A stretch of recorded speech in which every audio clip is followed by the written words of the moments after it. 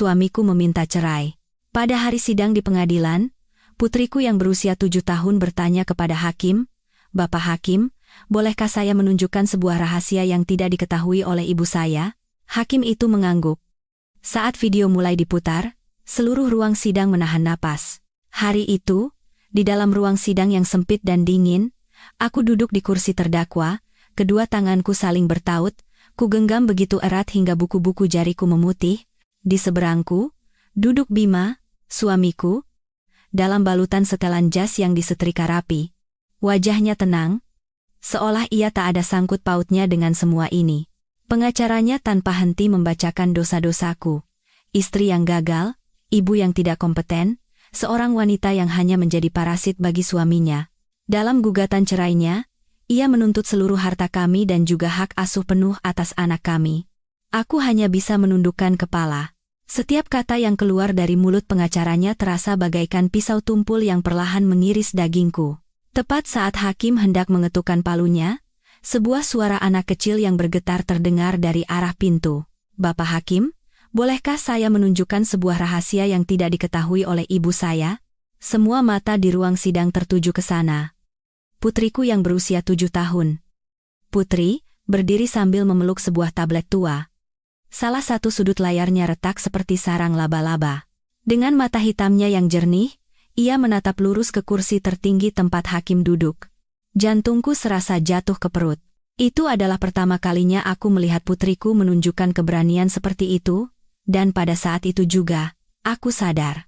Mungkin hidupku tidaklah segagal yang Bima katakan, setidaknya, aku telah membesarkan seorang anak yang tahu cara membedakan mana yang benar dan mana yang salah.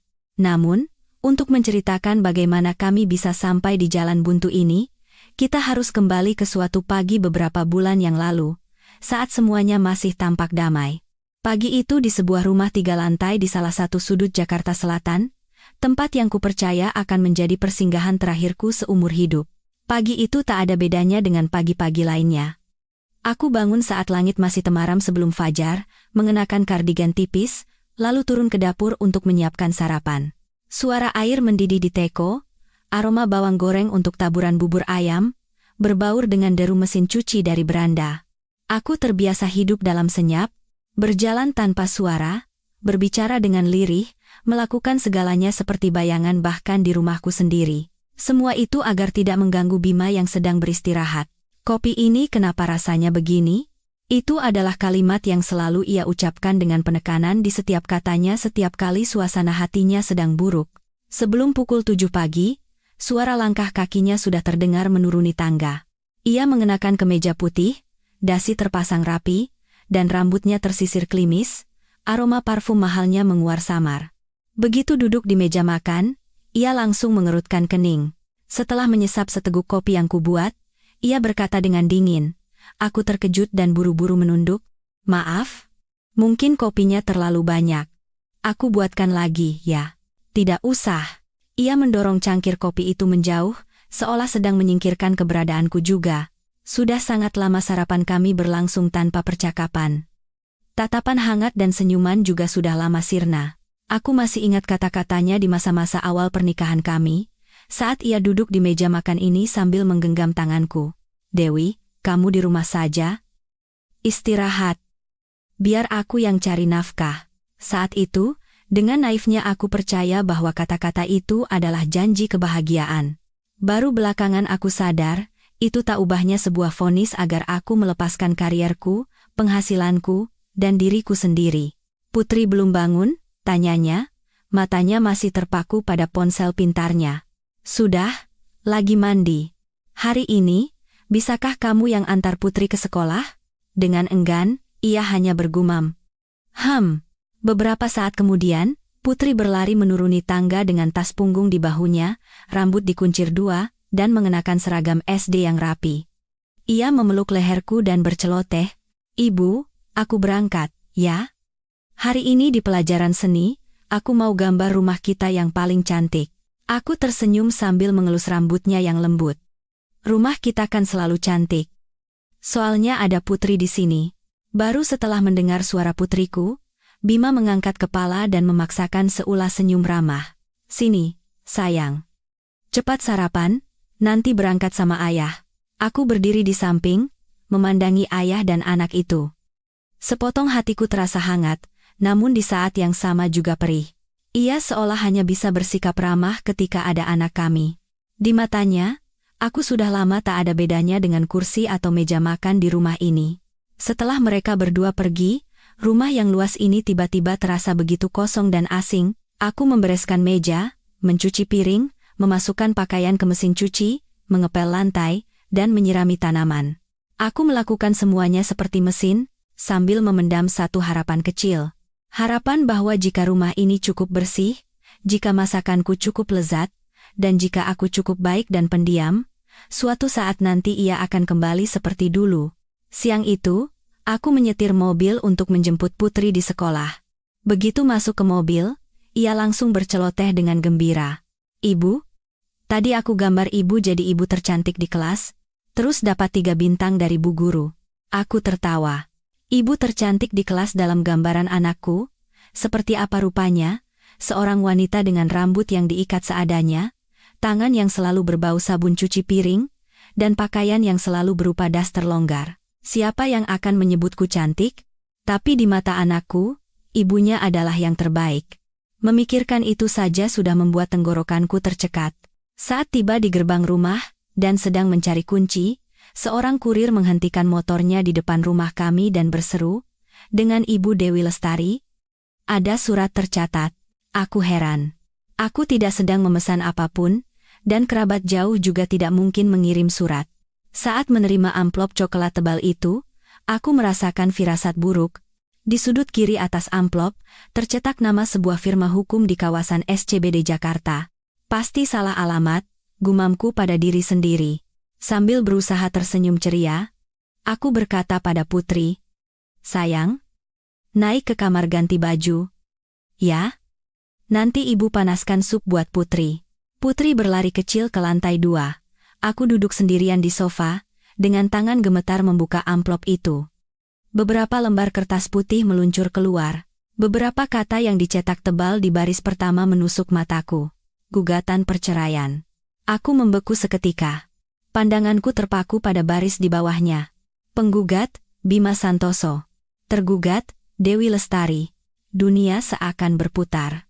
Suara kendaraan di jalanan terdengar menjauh, hanya menyisakan detak jantungku yang berdebar kencang di telinga. Aku membaca baris demi baris. Semakin kubaca, punggungku semakin terasa dingin. Dalam gugatan itu, Bima menuduhku tidak memenuhi kewajiban sebagai istri dan ibu, tidak mampu mengelola keuangan, dan sering menunjukkan sikap emosional yang tidak stabil yang dikhawatirkan dapat berdampak buruk pada perkembangan psikologis anak. Pengacaranya menuntut agar ia mendapatkan hak asuh penuh atas anak kami, serta rumah yang kami tinggali dan seluruh uang di rekening bank atas namanya.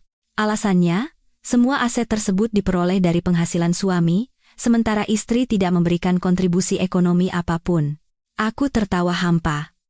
Tenggorokanku terasa kering dan sakit. Selama 10 tahun terakhir, memasak, mencuci, merawat anak saat sakit, begadang saat ia pulang mabuk, semua waktu itu, di matanya, bernilai 0.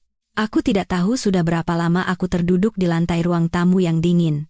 Surat gugatan itu berserakan di sekelilingku. Suara pintu depan terbuka membuatku terkejut dan mengangkat kepala. Bima pulang lebih awal dari biasanya. Ia berdiri di ambang pintu, melihat kertas-kertas yang jatuh di dekat kakiku, tapi sama sekali tidak terkejut. Tatapannya begitu tenang, nyaris kejam. Ini maksudnya apa?" Suaraku keluar dengan serak.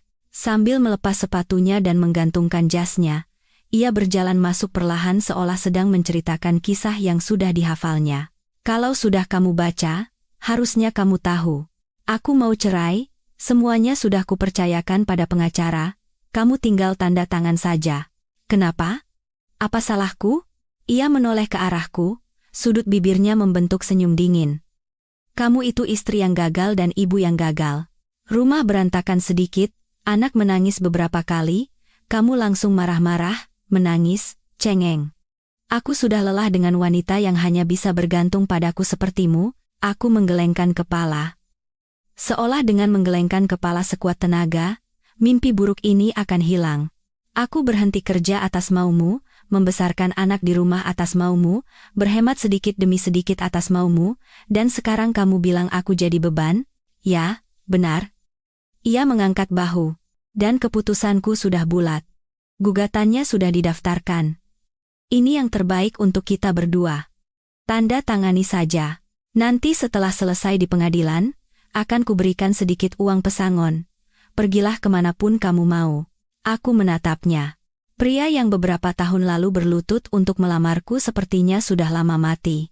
Yang berdiri di hadapanku sekarang adalah orang asing yang dingin dan penuh perhitungan. Bahkan pada saat itu, aku tidak pernah membayangkan bahwa ia telah menyiapkan jebakan yang jauh lebih banyak. Dan aku akan didorong ke jalan buntu di pengadilan negeri ini. Tapi aku tidak pernah bermimpi bahwa yang akan menyelamatkanku adalah seorang anak berusia 7 tahun yang bahkan belum lancar membaca, dan sebuah tablet tua dengan layar retak yang selalu dipeluknya setiap malam. Malam itu, setelah mendengar Bima berkata keputusanku sudah bulat, terdengar suara sesuatu yang patah di dalam kepalaku. Itu bukan sekadar pernikahan, itu adalah 10 tahun masa mudaku, 10 tahun kepercayaanku, semua yang pernah kucurahkan untuk satu orang.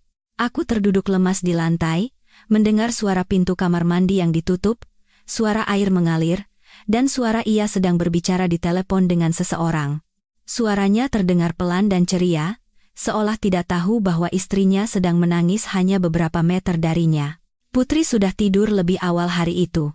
Ia masih memeluk bantal dan bonekanya dengan polos, terhanyut dalam dunianya sendiri.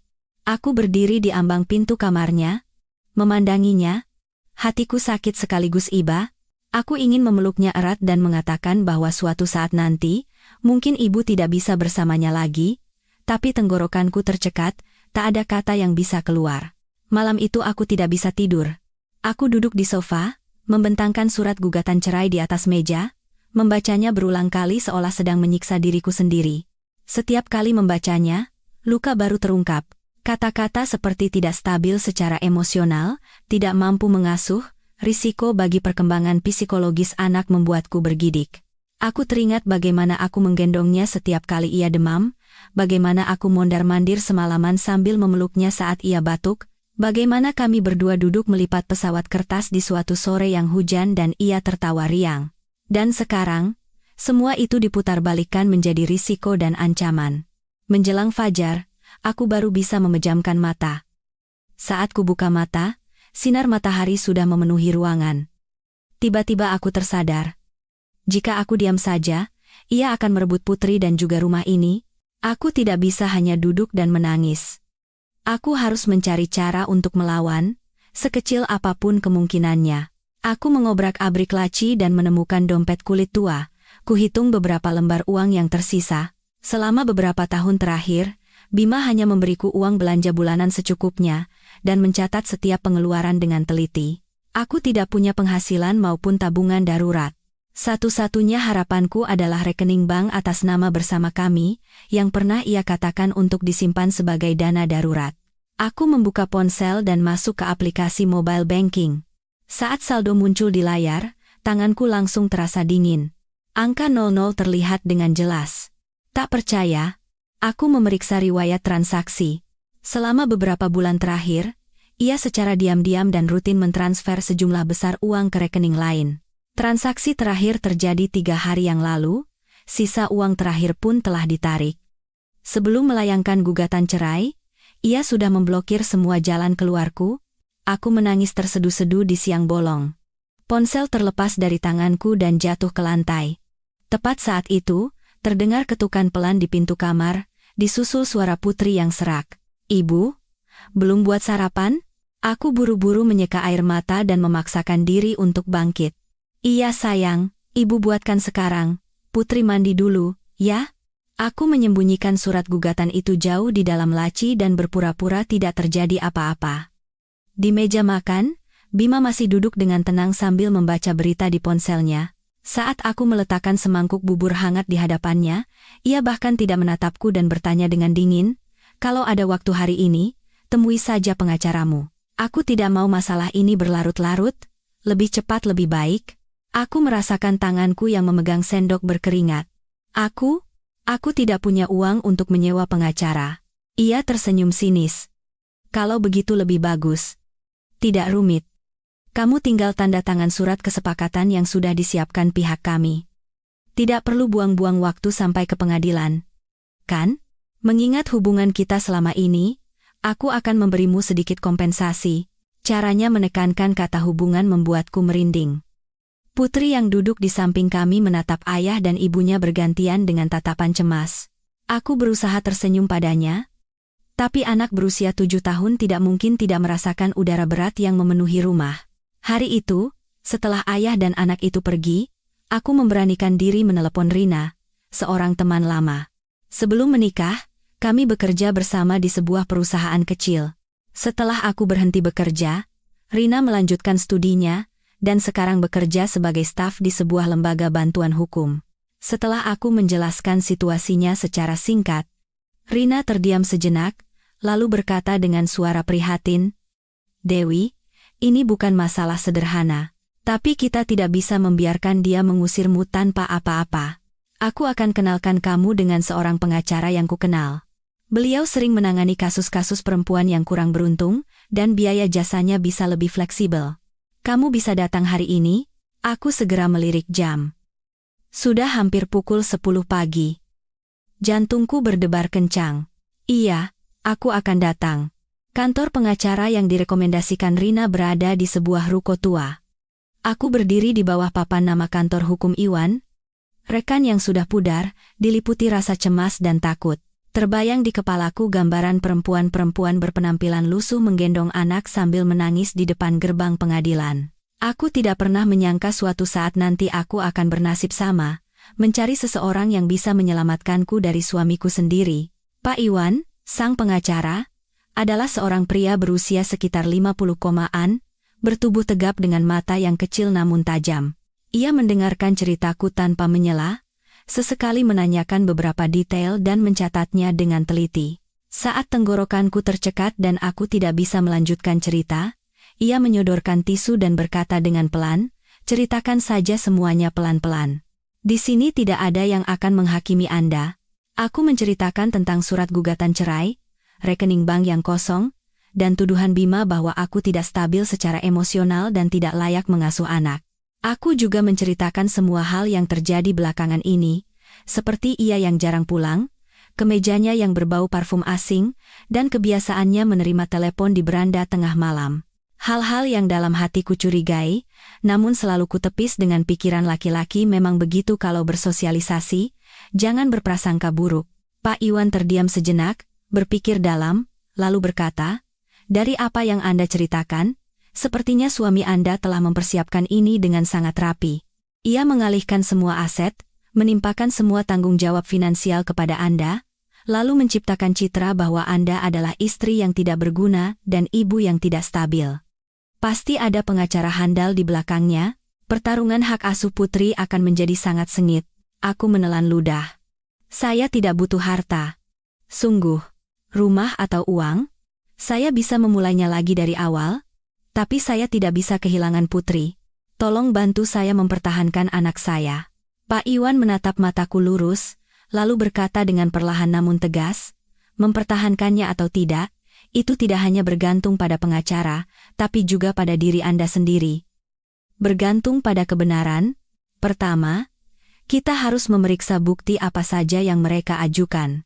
Dan Anda harus mengingat dengan jelas setiap momen di mana suami Anda merekayasa situasi. Jangan merasa Anda berada di pihak yang lemah. Kebenaran selalu menjadi senjata terkuat. Masalahnya hanya, apakah kita punya keberanian untuk mengungkapkannya? Aku mengangguk, tapi hatiku masih kalut. Aku punya keberanian, tapi tidak punya bukti. Rekening kosong, foto rumah berantakan saat aku terbaring sakit, tagihan kartu kredit atas namaku, dan prasangka masyarakat yang berpikir apa sih yang diketahui perempuan rumahan, emosional dan lemah. Semuanya merugikanku. Malam itu saat aku pulang, pemandangan di ruang tengah membuat jantungku seakan berhenti berdetak. Bima duduk di tengah ruangan, di tangannya ada sebuah tablet baru yang berkilauan. Putri duduk di samping ayahnya dengan mata berbinar. "Terima kasih, Ayah. Mainan ini bagus sekali." Ia mengelus kepala anaknya. Ini bukan mainan. Ini hadiah dari ayah untuk anak yang baik. Nanti kalau Putri tinggal sama ayah akan belikan yang lebih bagus lagi. Ayah sudah pasang beberapa game dan program belajar bahasa Inggris juga. Aku berdiri di ambang pintu, merasakan hawa dingin menjalari punggungku. Kalimat nanti kalau Putri tinggal sama ayah terdengar seperti ancaman di telingaku. Ia menatapku, sedikit mengangkat sudut bibirnya. Suaranya terdengar datar. Benar? Kan? Akulah orang yang bisa menjamin masa depan anak. Sementara kamu hanya bisa berputar-putar di dapur. Pikirkan baik-baik. Malam itu setelah Putri tidur, aku masuk ke kamarnya untuk menyelimutinya. Lampu tidur berwarna kuning pucat, menerangi wajahnya yang bulat. Begitu damai hingga membuat hatiku perih. Saat membungkuk, aku tak sengaja melihat ada yang mengganjal di bawah bantalnya. Perlahan kuangkat, dan betapa terkejutnya aku menemukan tablet tua dengan layar retak yang kukira sudah dibuang setelah ia mendapatkan yang baru. Putri memeluknya erat seolah itu adalah benda rahasia. Aku tidak ingin membangunkannya, jadi aku hanya mengelus tangannya lembut. Sebuah pikiran samar melintas di benakku. Kenapa ia tetap memilih yang lama ini, padahal yang baru lebih bagus dan lebih cepat, tapi rasa lelah segera menyerangku. Aku menghela napas dan mendorong kembali tablet itu ke bawah bantalnya. Saat itu aku tidak tahu bahwa di dalam tablet tua dengan layar retak yang kuanggap rongsokan itu, tersimpan sebuah video yang diam-diam direkam oleh Putri. Sebuah video yang akan membalikkan seluruh jalannya persidangan dan mengungkap wajah asli Bima serta wanita yang bersembunyi di belakangnya. Dan akhirnya, pada hari persidangan, putri kecilku itu akan berkata di hadapan hakim, "Bapak Hakim, bolehkah saya menunjukkan sebuah rahasia yang tidak diketahui oleh ibu saya?" Dan membuat seluruh ruang sidang terdiam. Beberapa hari berikutnya terasa seperti berjalan dalam kabut. Meskipun tinggal di rumah sendiri, aku selalu merasa seperti berjalan di atas lapisan es tipis. Salah satu langkah saja, aku bisa jatuh ke jurang. Bima masih bersikap seolah tidak terjadi apa-apa, pergi pagi dan pulang malam, sesekali membelikan barang-barang baru untuk Putri. Anakku senang, tapi juga bingung. Melihatnya, hatiku teriris. Aku tahu ia sedang perlahan-lahan menarik anak kami ke pihaknya dengan uang, hadiah, dan kata-kata manis yang disengaja. Setiap hari, selagi Putri di sekolah, aku pergi ke kantor Pak Iwan untuk melengkapi kesaksian dan memeriksa setiap detail dari gugatan pihak Bima. Semakin kubaca, semakin aku merinding. Mereka telah membentuk citra diriku sebagai wanita yang labil, mudah marah, dan tidak bisa mengendalikan emosi. Seorang ibu yang jorok dan tidak bertanggung jawab. Foto dapur yang berantakan saat aku terbaring sakit karena demam tinggi pun diajukan sebagai bukti. Pak Iwan menunjuk satu persatu dokumen itu dan berkata, "Semua ini adalah klaim sepihak. Jika kita tidak bisa membantahnya dengan baik, posisi Anda akan sangat sulit." Pengadilan biasanya cenderung memprioritaskan pihak yang memiliki penghasilan stabil dan citra yang aman. Di persidangan nanti, Anda harus menjaga ketenangan semaksimal mungkin. Mendengar itu, dadaku berdebar kencang. Membayangkan berdiri di kursi terdakwa dan berhadapan dengan Bima saja sudah membuatku sesak napas. Aku takut tidak bisa menahan emosi dan menangis, takut mereka akan memanfaatkan kelemahanku untuk menimpakan kesalahan padaku. Setiap malam aku tidak bisa tidur nyenyak. Aku menoleh ke arah Putri yang tidur pulas di sampingku dan berpikir, bagaimana jika aku benar-benar kalah? Bagaimana jika suatu saat nanti aku hanya bisa bertemu anakku di akhir pekan, atau bahkan harus menyaksikan ia tumbuh di rumah ayahnya yang telah menipu keluarganya? Ketakutan itu begitu berat hingga aku harus menggigit lenganku beberapa kali agar tetap waras. Suatu malam, Bima pulang sangat larut. Pakaiannya lagi-lagi tercium samar aroma parfum asing. Aku sedang mencuci piring di dapur, mendengar suara pintu terbuka tapi tidak menoleh. "Mau makan sesuatu?" "Nasi kuangatkan?" "Tidak perlu," jawabnya dingin. Ia melewatiku seolah aku adalah udara. Beberapa saat kemudian, terdengar suaranya sedang menelepon di beranda. Suara yang pelan dan ramah, yang sudah sangat lama tidak ia tunjukkan padaku. Jantungku terasa sesak. Aku tidak ingin menguping, tapi beberapa patah kata yang sampai ke telingaku sudah cukup untuk mengguncang hatiku. "Iya, aku tahu. Tinggal selesaikan urusan ini saja, semuanya berjalan lancar." Aku berdiri di dapur dengan tangan gemetar. Aku tahu persis urusan apa yang ia maksud. Selama pernikahan kami, ia tidak hanya mempersiapkan perceraian, tapi juga jalan keluar untuk dirinya sendiri. Malam itu, Putri datang ke kamarku sambil membawa bantalnya. Ia naik ke tempat tidur, berbaring menghadapku, dan bertanya dengan hati-hati, "Ibu, nanti ibu masih akan tinggal sama aku, kan?" Aku terkejut, jantungku serasa berhenti berdetak. "Kenapa tanya begitu, sayang?" Anakku ragu-ragu. "Ayah bilang, kalau tinggal sama ayah, nanti kita bisa jalan-jalan dan dibelikan banyak barang bagus. Tapi aku tidak tahu apa ibu juga ikut." Rasanya seperti ada yang meremas jantungku. Aku menahan air mata sekuat tenaga sambil mengelus punggungnya. Dimanapun Putri berada, ibu akan ada di sana. Ibu tidak akan meninggalkan Putri. Putri terdiam sejenak, lalu berbisik, "Tapi ayah bilang, ibu sering sedih dan menangis. Jadi kalau aku tinggal sama ayah, ibu tidak akan terlalu capek." Aku memejamkan mata erat-erat. Ia telah mengatakan hal seperti itu pada anakku. Secara tidak langsung, ia menanamkan pemikiran di benak Putri bahwa meninggalkan ibu adalah demi kebaikan sang ibu. Bagaimana anak berusia 7 tahun bisa membedakan mana yang benar dan mana yang bujukan licik? Aku memeluknya lebih erat. Ibu sedih karena takut kehilangan Putri. Tapi selama Putri ada di samping ibu tidak akan sedih lagi. Putri hanya mengangguk pelan tanpa menjawab. Mungkin hatinya juga serumit benang kusut. Pada hari surat panggilan dari pengadilan datang, tanganku yang memegang surat itu terasa sedingin es. Waktu untuk menghadapinya sudah dekat. Pak Iwan berpesan padaku berulang kali. "Makanlah dengan baik, jangan terlihat terlalu kuyu. Di pengadilan, jangan pernah berteriak atau menangis. Jawab saja inti pertanyaannya." Tapi saat pulang dan melihat Bima dengan santainya menonton TV, seolah hari persidangan hanyalah hari pertemuan orang tua murid biasa, aku tidak bisa menahan amarah. Untuk pertama kalinya dalam beberapa tahun, aku bertanya langsung padanya, "Apa kamu benar-benar harus merebut Putri dariku?" Ia menoleh padaku. Tatapannya sedingin es. "Bukan merebut, tapi mengambil kembali. Kamu tidak pantas mengasuh anak. Setelah mengambil semua uangku, mengambil rumah, sekarang kamu bilang aku tidak pantas?" Aku tertawa hampa bercampur air mata. Ia tidak menjawab. Ia bangkit dan merapikan kerah kemejanya. Biar pengadilan yang memutuskan.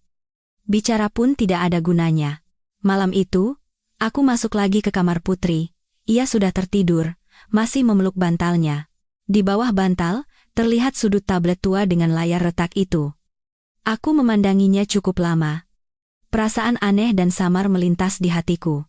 Tablet itu adalah barang bekas murah yang kubelikan untuknya belajar menggambar dan membaca. Setelah Bima membelikan yang baru, kukira ia sudah membuangnya, ternyata tidak. Setiap malam, ia menyembunyikannya di bawah bantal. Aku mengulurkan tangan dan menyentuh tablet itu dengan ringan. Tepat saat itu, Putri menggeliat, sedikit membuka matanya dan berbisik, "Ibu, ini punyaku. Jangan diambil." Aku terkejut. "Ibu takut kamu terluka kalau jatuh dan pecah." Putri memeluk tablet itu lebih erat dan berkata dengan suara kecil, "Aku simpan baik-baik, jangan tanya, ya." Jarang sekali anak berusia 7 tahun berkata jangan tanya. Kukira ia takut aku akan memarahinya karena menyimpan barang lama, jadi aku tidak bertanya lebih jauh.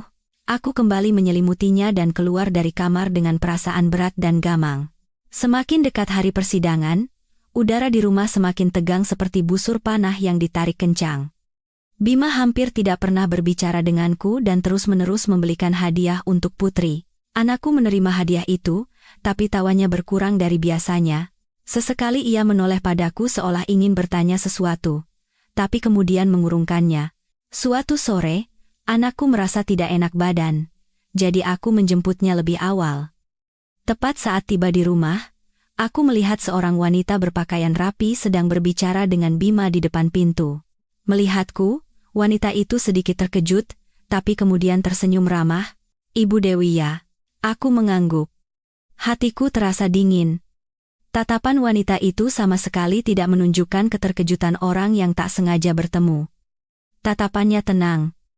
Bahkan ada sedikit rasa superioritas. Saya teman Bima, tadi mampir sebentar ada urusan. Ia berkata begitu, lalu menoleh ke arah Bima.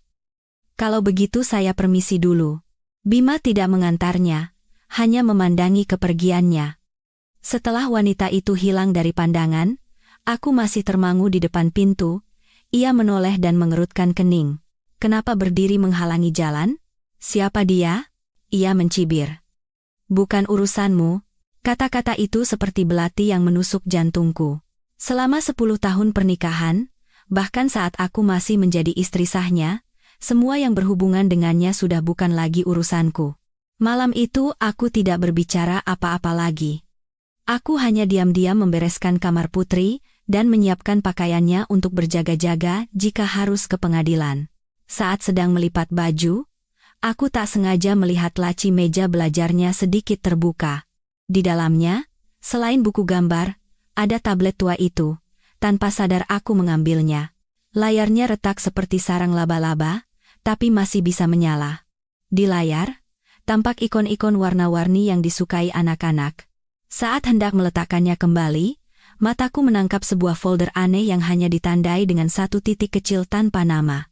Aku ragu sejenak. Jantungku berdebar anehnya lebih kencang. Lalu aku menekannya. Di dalamnya ada sebuah klip video pendek. Tanggalnya tercatat hampir 2 bulan yang lalu. Thumbnail video itu tampak samar. Sudut pandangnya rendah, seperti direkam dari belakang sesuatu. Tepat saat itu aku merinding. Entah kenapa, aku punya firasat bahwa di dalam tablet tua dengan layar retak ini, tersembunyi sesuatu yang sangat penting, sesuatu yang bahkan aku sebagai ibunya sama sekali tidak tahu. Tapi sebelum sempat membukanya, sebuah suara kecil terdengar dari belakangku. Ibu, aku terperanjat dan menoleh. Putri berdiri di ambang pintu, menatapku dan tablet di tanganku dengan mata yang dipenuhi campuran rasa takut dan cemas. Aku terlonjak kaget dan menoleh. Putri berdiri di ambang pintu, berpegangan pada kusen kayu. Kedua matanya yang bulat tertuju padaku dan tablet di tanganku, dan di matanya ada ketakutan yang belum pernah kulihat sebelumnya darinya. Seketika jantungku berdebar kencang, seolah aku baru saja menyentuh area terlarang yang mati-matian ia sembunyikan. Ibu cuma lihat sebentar, kok. Kenapa kamu takut sekali? Aku merendahkan suaraku, berusaha setenang mungkin. Putri menggelengkan kepala. Matanya berkaca-kaca. Ibu, jangan dibuka. Itu bukan direkam untuk dilihat ibu. Aku mendekatinya, meletakkan tablet itu di atas meja, dan berlutut agar sejajar dengan matanya, dengan kedua tangan. Aku memegang bahu kecilnya dengan lembut. Coba katakan pada ibu. Ada apa di dalam sini sampai Putri jadi cemas begini? Apa ayah yang suruh sembunyikan? Anakku menggigit bibirnya erat-erat. Aku bisa merasakan bahunya bergetar halus. Setelah beberapa saat, Putri berbisik dengan suara yang nyaris tak terdengar. Bukan ayah. Aku yang rekam diam-diam. Rekam diam-diam? Aku membeku. Putri mengangguk sambil menangis. Waktu itu aku tidak bisa tidur, jadi aku cari ayah. Ayah lagi bicara sama seorang tante di ruang tamu. Aku dengar namaku disebut, jadi aku takut dan bersembunyi di belakang sofa. Setiap kata yang diucapkannya seperti jarum yang menusuk jantungku. Aku nyaris tidak bisa bernapas dan bertanya pelan, "Tante itu, apa orang yang sama dengan yang ibu lihat di depan pintu beberapa hari yang lalu?" Putri mengangguk lagi. Pipinya sudah basah oleh air mata. Tante itu senyum sama ayah. Ayah juga pegang tangannya. Ayah bilang setelah cerai, aku harus tinggal sama ayah supaya rencananya berjalan lancar. Tante itu bilang akan membawaku ke rumah yang besar. Dan ibu, suara anakku tercekat, ia tidak bisa melanjutkan. Rasanya seperti ada yang menindih dadaku hingga aku tidak bisa bernapas. Ini bukan hanya perselingkuhan, ia bahkan berencana menggunakan putrinya yang berusia 7 tahun sebagai pion dalam permainan kotornya. Aku memeluk Putri erat-erat. Di dalam pelukanku, ia menangis terseduh-seduh. Aku pun ikut menangis. Air mataku membasahi bajunya. Tapi air mataku kali ini bukan lagi karena merasa teraniaya atau lemah. Ini adalah kepedihan seorang ibu untuk anaknya yang di usia begitu muda harus melihat apa yang tidak seharusnya ia lihat dan mendengar apa yang tidak seharusnya ia dengar. Jadi, Apa yang kamu rekam? Tanyaku sangat pelan. Aku takut jika suaraku sedikit saja meninggi, ia akan kembali ketakutan. Putri ragu-ragu, lalu mengusap matanya dan berkata lirih. Ayah bilang ke tante itu, nanti di pengadilan, dia akan bilang kalau ibu sering memukul dan membentak aku, kalau ibu tidak normal, supaya aku bisa tinggal sama ayah. Aku terpaku. Aku tidak pernah sekalipun memukul anakku. Aku pernah memarahinya dengan tegas saat ia nakal, atau meninggikan suara saat ia malas belajar. Tapi di mulutnya, semua itu berubah menjadi kekerasan yang bertujuan untuk mencabut hakku sebagai seorang ibu. Apa kamu yakin mendengar seperti itu? Tanyaku dengan suara bergetar. Putri mengangguk cepat. Aku takut sekali. Aku tidak berani bilang ke ibu. Aku takut ayah tahu dan mengambil tablet ini, jadi aku sembunyikan di bawah bantal. Aku menggenggam tangannya erat. Hanya satu pikiran yang berputar di kepalaku. Video ini bisa menjadi kunci untuk menyelamatkan diriku dan putriku dari skenario yang telah disusun Bima. Tapi di saat yang sama, aku takut. Takut menanamkan ketakutan yang lebih besar di hati anakku, takut menyeretnya ke dalam pertarungan orang dewasa. Aku menyeka air mata Putri dan berusaha tersenyum. Tidak apa-apa, sayang. Ibu akan jaga rahasia ini. Tidak ada yang boleh menyakiti Putri. Putri menatapku. Matanya masih basah. Ibu, kalau ayah tahu aku yang rekam, apa dia akan marah padaku? Aku memeluknya lebih erat. Ayah tidak punya hak untuk marah padamu. Kamu hanya mengatakan yang sebenarnya. Kan ada ibu. Malam itu aku tidak tidur sampai fajar. Agar tidak membangunkan Putri, aku memakai earphone kecil dan menonton video itu sendirian di kamar. Pencahayaannya gelap dan gambarnya buram, sudutnya rendah dari belakang sofa, tapi suaranya begitu jernih, hingga tidak mungkin salah. Suara dingin Bima terdengar jelas. Urusan pengacara sudah beres. Putri akan kuasuh. Dewi tidak punya uang, tidak punya rumah, di pengadilan sudah jelas siapa yang lebih unggul. Kalau perlu, aku akan bilang dia punya masalah kejiwaan. Lalu suara wanita itu. Meskipun belum pernah kudengar langsung, dari video itu aku tahu itu adalah orang yang sama dengan yang kulihat di depan pintu beberapa hari yang lalu. Harus pasti, ya? Aku tidak mau nanti berurusan lagi dengan perempuan itu. Harus putus total. Bima tertawa. Tenang saja. Paling parah, sebulan sekali kuizinkan bertemu. Aku melepas earphone. Kedua tanganku sedingin es. Setiap kata dalam video itu seperti hantaman palu yang menghancurkan sisa-sisa pikiran terakhirku tentang pernikahan 10 tahun ini. Bukan hanya pengkhianatan, ini adalah kekejaman tanpa batas. Keesokan paginya, aku membawa tablet itu ke kantor Pak Iwan. Ia menonton video itu dengan sangat hati-hati berulang kali. Setelah video selesai, ia mengangkat kepala dan menatapku. Di matanya, untuk pertama kalinya, ada keyakinan, Anda sangat beruntung bisa mendapatkan video ini. Ini bukan sekadar bukti perselingkuhan suami Anda. Yang lebih penting, ini adalah bukti konspirasi untuk merebut hak asuh anak dengan membuat keterangan palsu.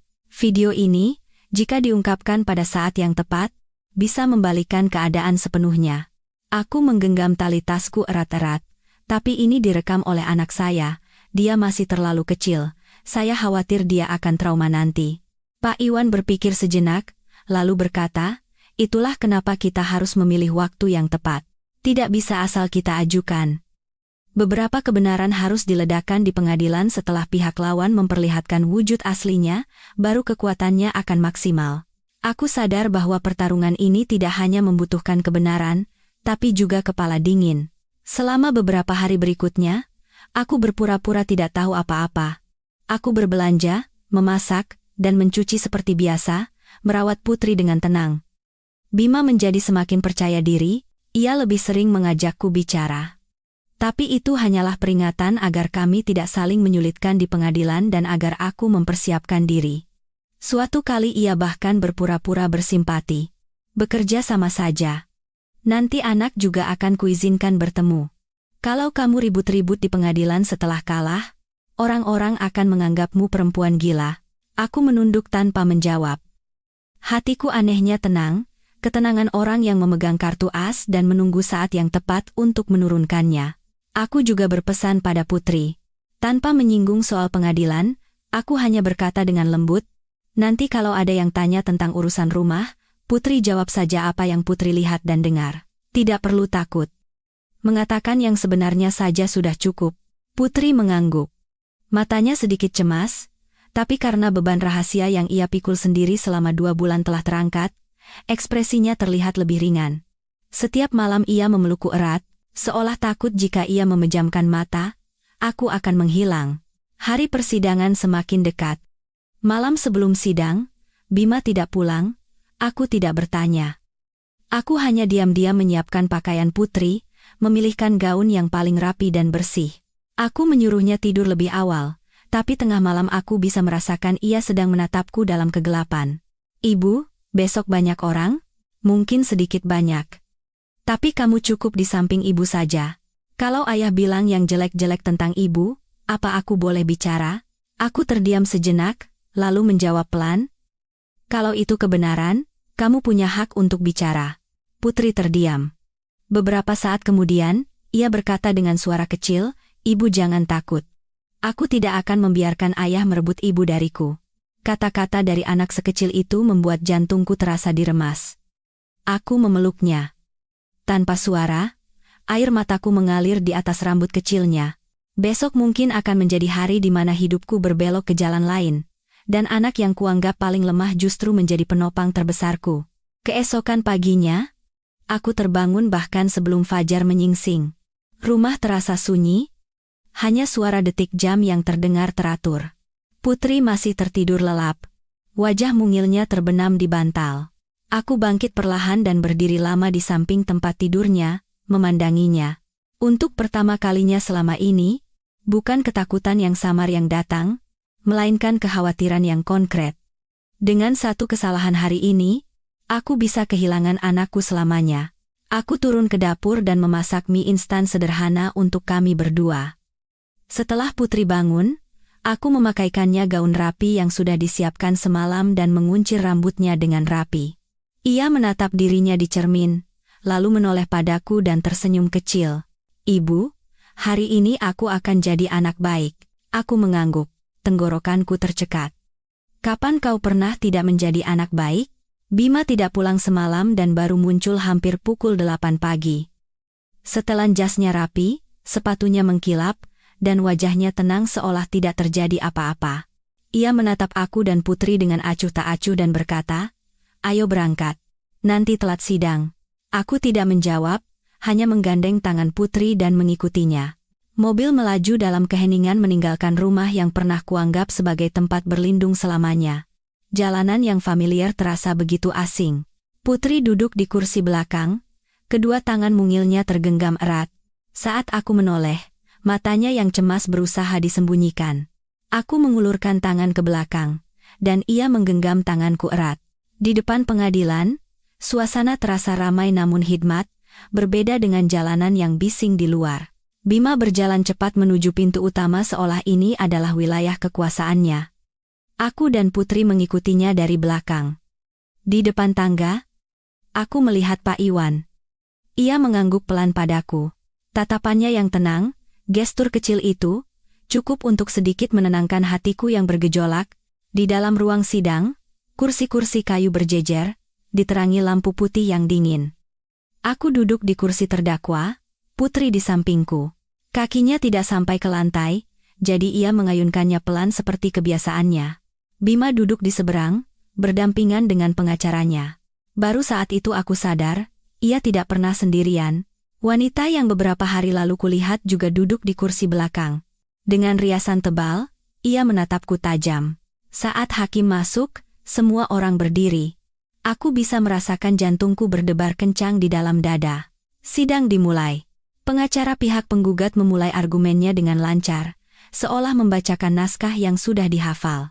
Mereka berbicara tentang konflik yang berkepanjangan, ketidakstabilan mental istri, dan lingkungan hidup yang tidak terjamin untuk anak. Mereka mengajukan foto dapur yang berantakan, rekaman telepon saat aku menangis pada seorang teman di tengah malam, dan struk belanja dengan kartu kredit atas namaku sebagai bukti.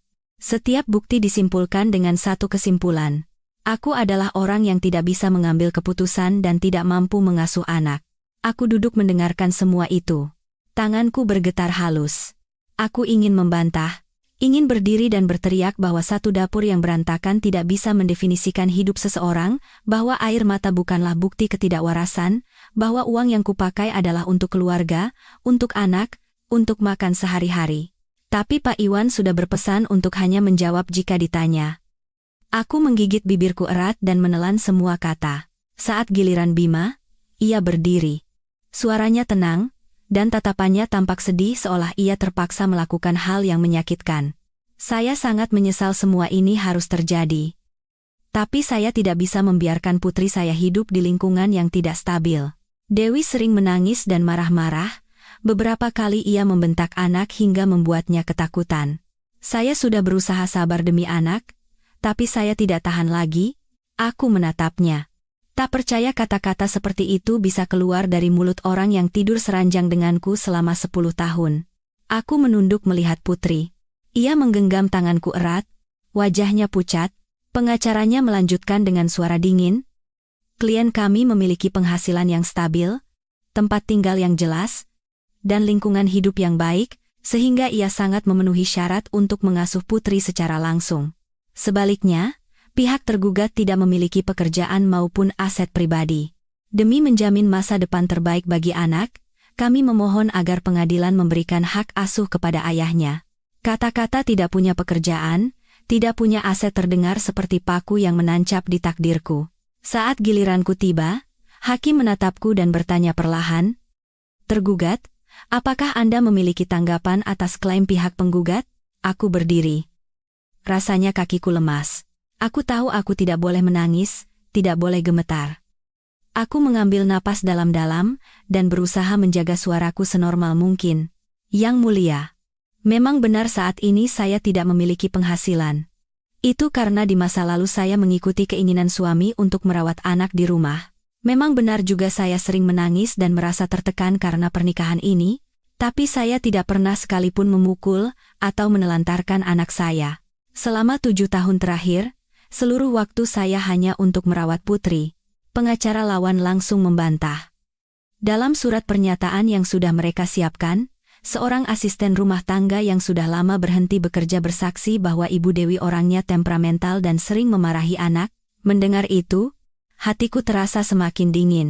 Cerita-cerita yang dilebih-lebihkan sedang menjadi kebenaran di depan banyak orang. Udara di ruang sidang terasa berat. Aku merasa seperti berdiri sendirian di tempat yang terkepung.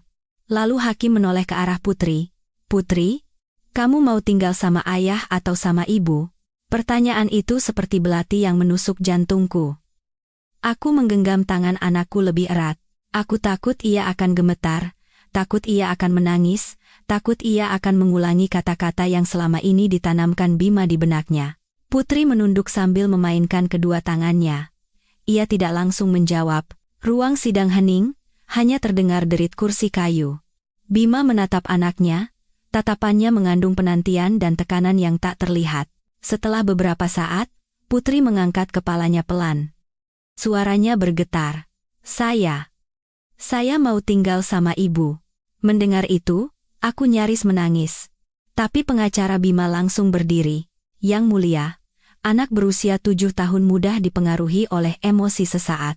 Kami mohon agar pengadilan mempertimbangkan kondisi yang realistis daripada hanya bergantung pada keinginan subjektif anak."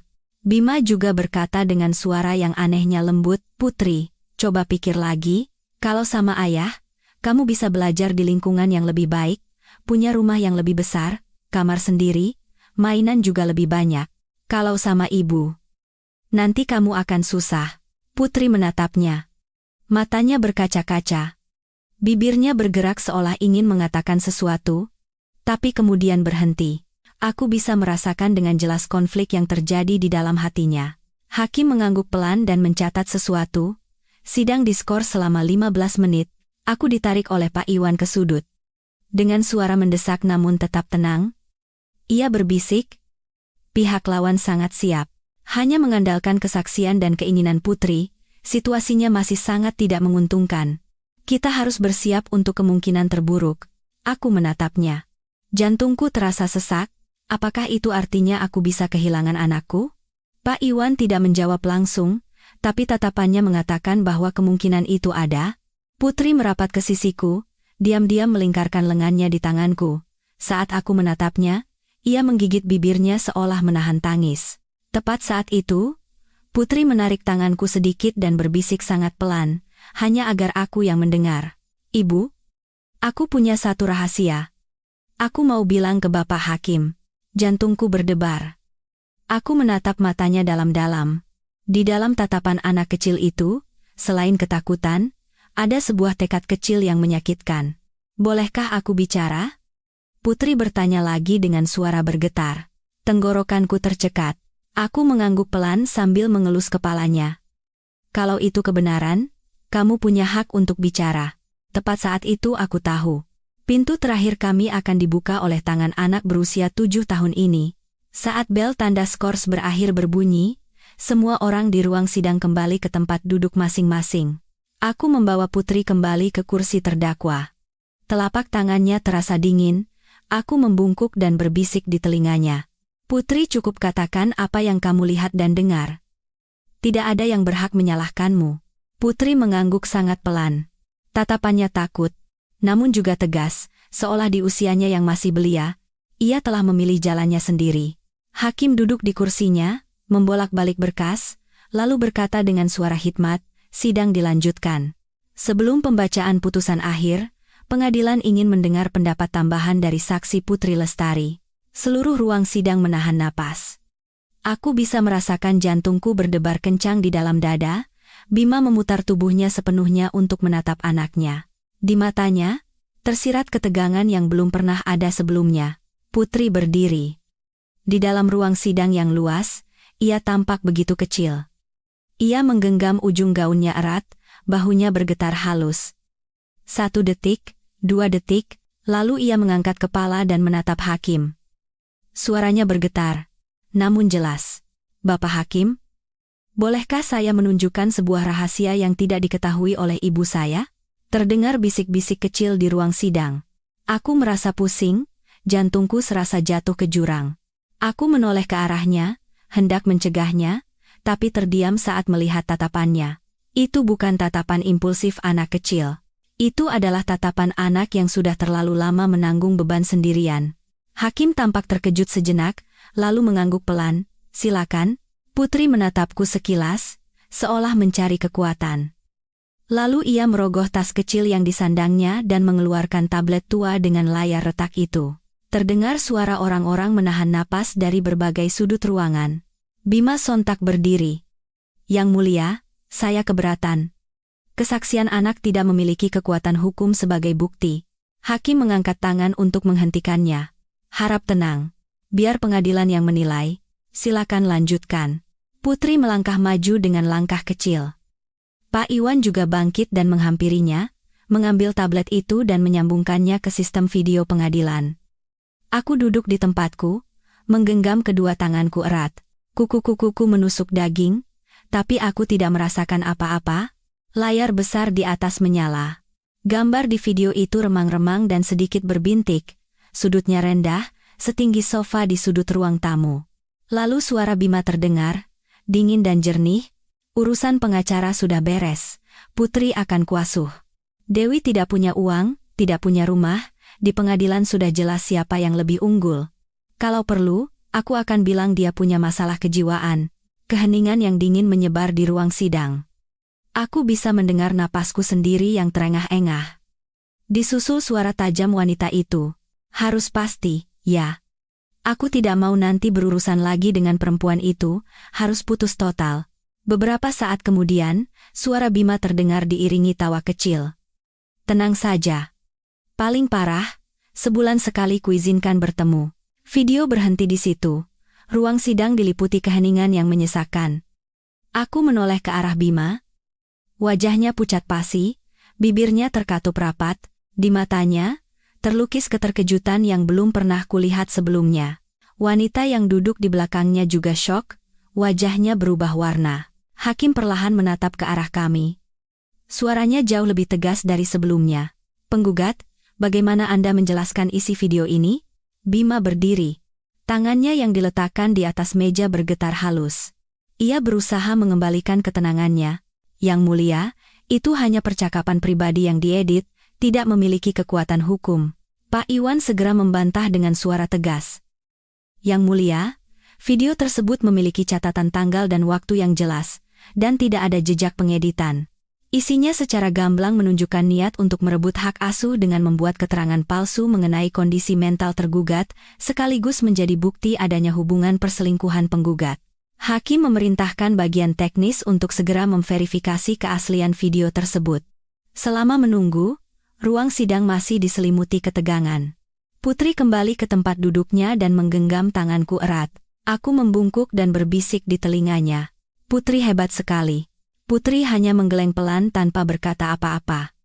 Seolah ia tidak mengharapkan pujian, hanya ingin semua ini cepat berakhir. Beberapa menit kemudian, hasil verifikasi diserahkan. Hakim mengangguk. Tatapannya menajam saat menatap Bima. Video telah dipastikan tidak dimanipulasi, dan isinya secara jelas menunjukkan niat menipu dalam sengketa hak asuh anak. Bima menunduk menatap meja, tidak bisa berkata apa-apa lagi. Kepercayaan diri dan arogansinya di awal tadi runtuh seketika. Pengacaranya berusaha menyelamatkan situasi dengan kembali mengungkit kondisi ekonomi, tapi sekarang kata-kata apapun terdengar canggung dan kehilangan kekuatan. Karena yang dipertanyakan di pengadilan bukanlah uang atau rumah, melainkan kelayakannya sebagai seorang ayah. Hakim menoleh padaku. Tergugat? Apakah ada yang ingin Anda sampaikan? Aku berdiri. Kali ini, untuk pertama kalinya, aku tidak gemetar. Suaraku masih serak, tapi aku bisa menopang diriku sendiri. Yang mulia, saya tidak punya uang maupun rumah atas nama saya. Tapi saya tidak pernah merencanakan konspirasi untuk merebut hak suami saya sebagai seorang ayah. Saya juga tidak pernah berniat membuat anak saya memilih antara ayah dan ibunya. Video itu bukan hanya bukti penipuan, tapi juga menunjukkan betapa banyak hal di luar usianya yang harus ditanggung oleh anak saya. Aku menoleh ke arah Putri. Ia menunduk, bahu kecilnya bergetar halus. Air mataku mengalir, tapi aku menggigit bibirku erat agar tidak menangis terseduh-seduh. Saya hanya memohon satu hal kepada pengadilan. Tolong prioritaskan kepentingan sejati anak di atas angka dan dokumen. Hakim terdiam sejenak, lalu mengumumkan bahwa sidang akan dihentikan sementara untuk musyawarah. Saat orang-orang mulai keluar dari ruang sidang, aku hampir terduduk lemas di kursi. Putri memelukku, membenamkan wajahnya di dadaku dan menangis terseduh-seduh. Aku pun memeluknya dan menumpahkan air mata yang kutahan. Emosi yang terpendam selama berbulan-bulan akhirnya meledak. Pak Iwan mendekat dan meletakkan tangannya dengan lembut di bahuku. Tenanglah. Sekarang keadaan sudah berbalik ke pihak kita. Aku tidak bisa sepenuhnya percaya, tapi seberkas cahaya harapan mulai terlihat di hatiku. Bukan untukku, tapi untuk Putri. Di salah satu sudut koridor, Bima bersandar di dinding dengan wajah pucat. Wanita tadi sudah tidak ada lagi di sampingnya. Aku menatapnya sekali lagi. Pria yang pernah menjadi duniaku itu kini hanya berdiri dengan punggung yang tampak rapuh di bawah cahaya lampu koridor yang dingin. Untuk pertama kalinya dalam beberapa hari terakhir, aku tidak lagi takut padanya. Hanya ada kesedihan yang hening, seperti melihat sebuah mimpi lama yang telah hancur. Aku membungkuk dan mengelus kepala Putri. Capek? Ya? Putri menggelengkan kepala. Matanya masih merah, tapi ekspresinya terlihat lebih ringan. Aku cuma mau pulang. Aku tahu. Bagaimanapun hasilnya, anak ini telah tumbuh jauh lebih dewasa hanya dalam satu hari. Sidang akan berlanjut. Putusan akhir belum keluar, tapi aku punya firasat. Sejak video itu diputar, takdirku dan Putri telah mulai berjalan ke arah yang berbeda. Pintu ruang musyawarah tertutup, memisahkan aku dan Putri dari tatapan tajam dan bisik-bisik menghakimi di luar koridor. Aku memeluk anakku, duduk di kursi kayu dingin yang bersandar di dinding. Hawa dingin dinding yang menembus pakaian tipisku tidak sedingin hawa di hatiku. Putri merapatkan tubuhnya, kedua lengannya melingkari pinggangku erat. Seolah jika ia sedikit saja mengendurkan pelukannya, harapan yang baru saja muncul akan segera lenyap. Aku mengelus rambutnya. Rambut lembut yang sedikit basah dan kusut oleh keringat. Dengan suara berbisik yang takut akan hilang oleh embusan angin, aku berkata, "Jangan takut. Ibu ada di sini? Putri mengangguk tanpa kata. Aku bisa merasakan jantungnya berdebar kencang, sama sepertiku. Pak Iwan berdiri beberapa langkah dari kami, bersandar pada pilar, tenggelam dalam pikirannya.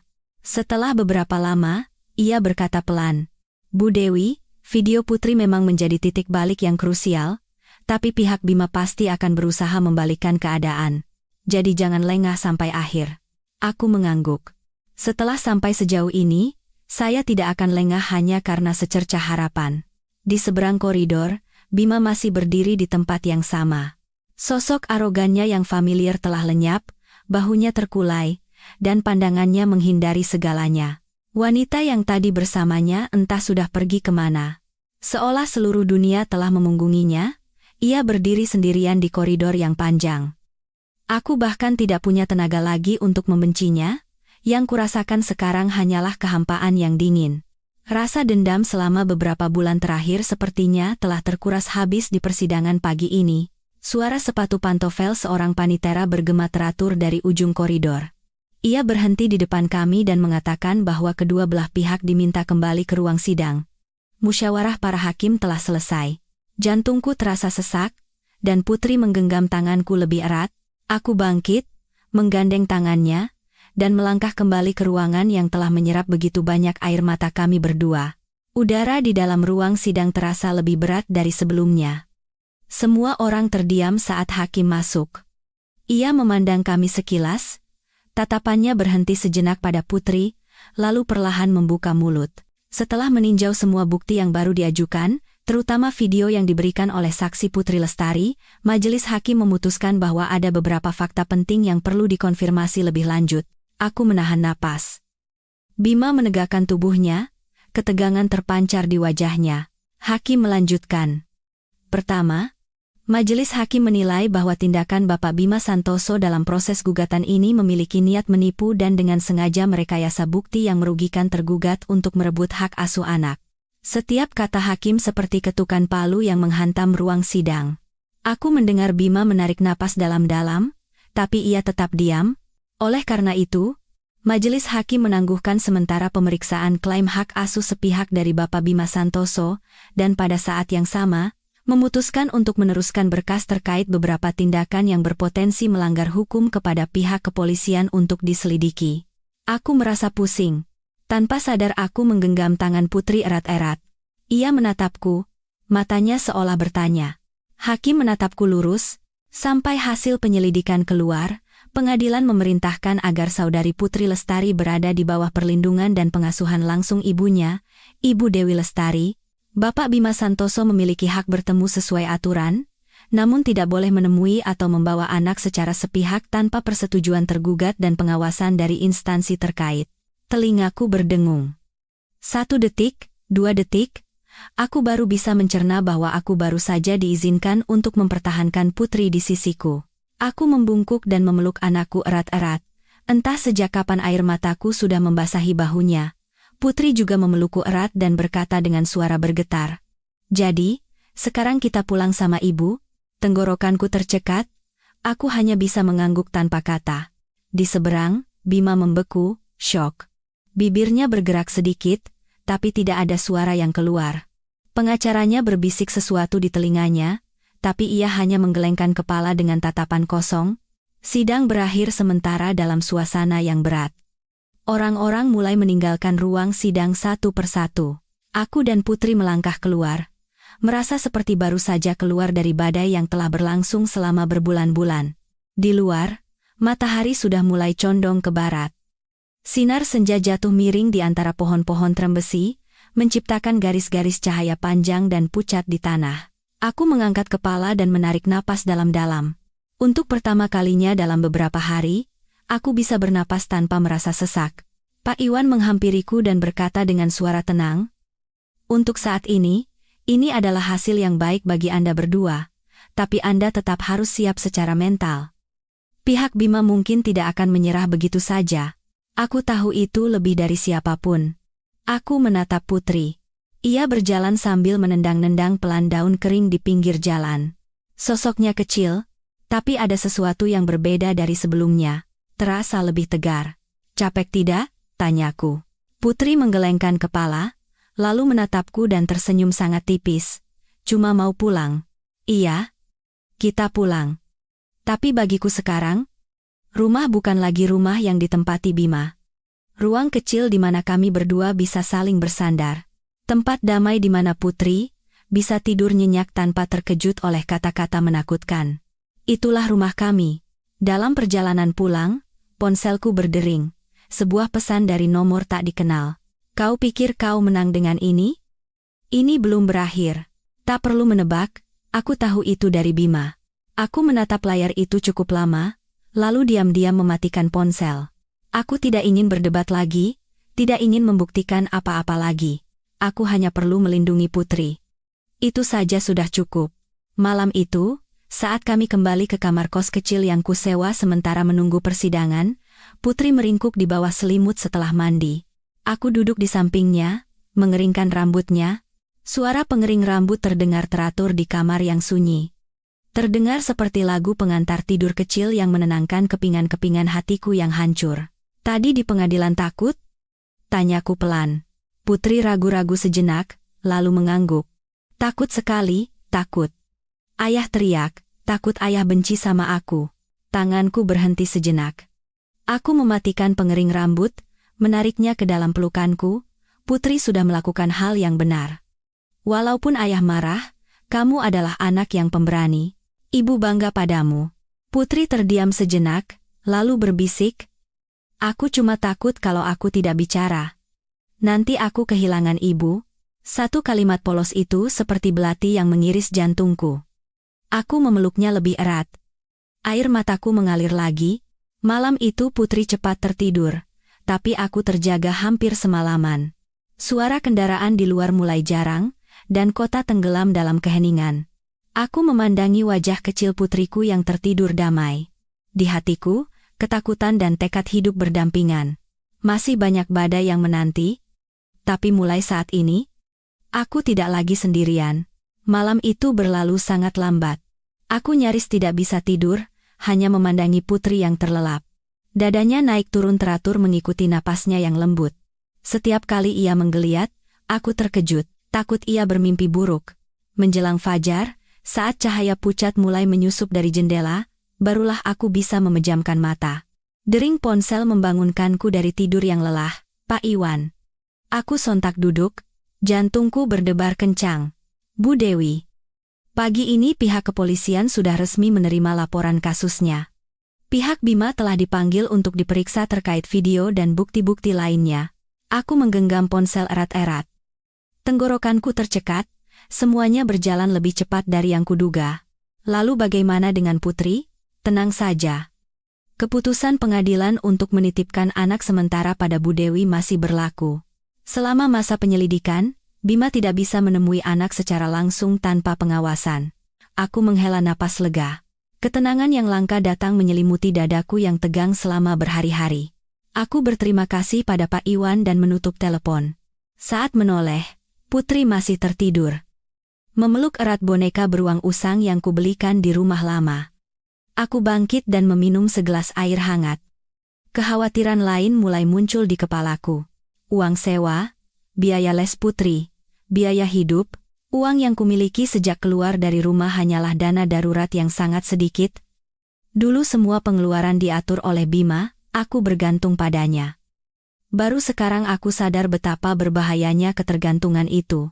Saat Putri bangun, ia mengucek mata dan melihat sekeliling, menyadari bahwa ia berada di kamar kos. Ia langsung duduk dan berkata dengan suara serak, "Ibu, kita masih di sini?" Aku tersenyum sambil mengelus kepalanya. "Iya, sayang. Kita di sini sama ibu. Tidak ada yang akan mengambil Putri." Putri memeluk leherku dan menyandarkan wajahnya di bahuku cukup lama. Aku merasakan ia menghela napas sangat pelan, seolah melepaskan ketakutan yang menghimpitnya semalaman. Pagi itu aku mengantar Putri ke sekolah. Untuk pertama kalinya setelah ketegangan berhari-hari, aku bisa mengantarnya tanpa khawatir Bima akan tiba-tiba muncul. Gerbang sekolah ramai seperti biasa, para orang tua yang mengantar anak, suara tawa, celoteh, pemandangan yang familiar itu tanpa sadar membuat hidungku perih. Aku merindukan kehidupan normal seperti ini, dan baru setelah nyaris kehilangannya, aku bisa merasakan nilainya dengan jelas. Wali kelas Putri keluar, melihatku, dan berhenti sejenak. Matanya penuh kekhawatiran.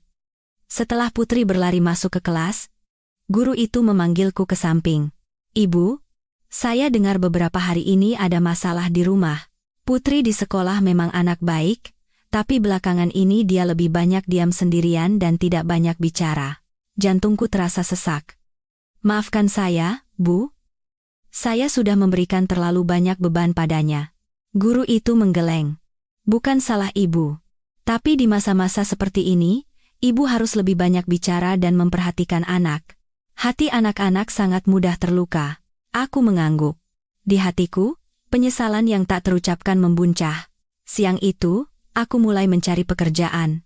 Aku tidak bisa hidup pasif lagi. Aku menyerahkan lamaran ke sebuah warung makan kecil di dekat kos. Pemiliknya adalah seorang ibu parubaya yang ramah. Ia memandangiku dari atas ke bawah, lalu bertanya, "Bisa kerja apa?"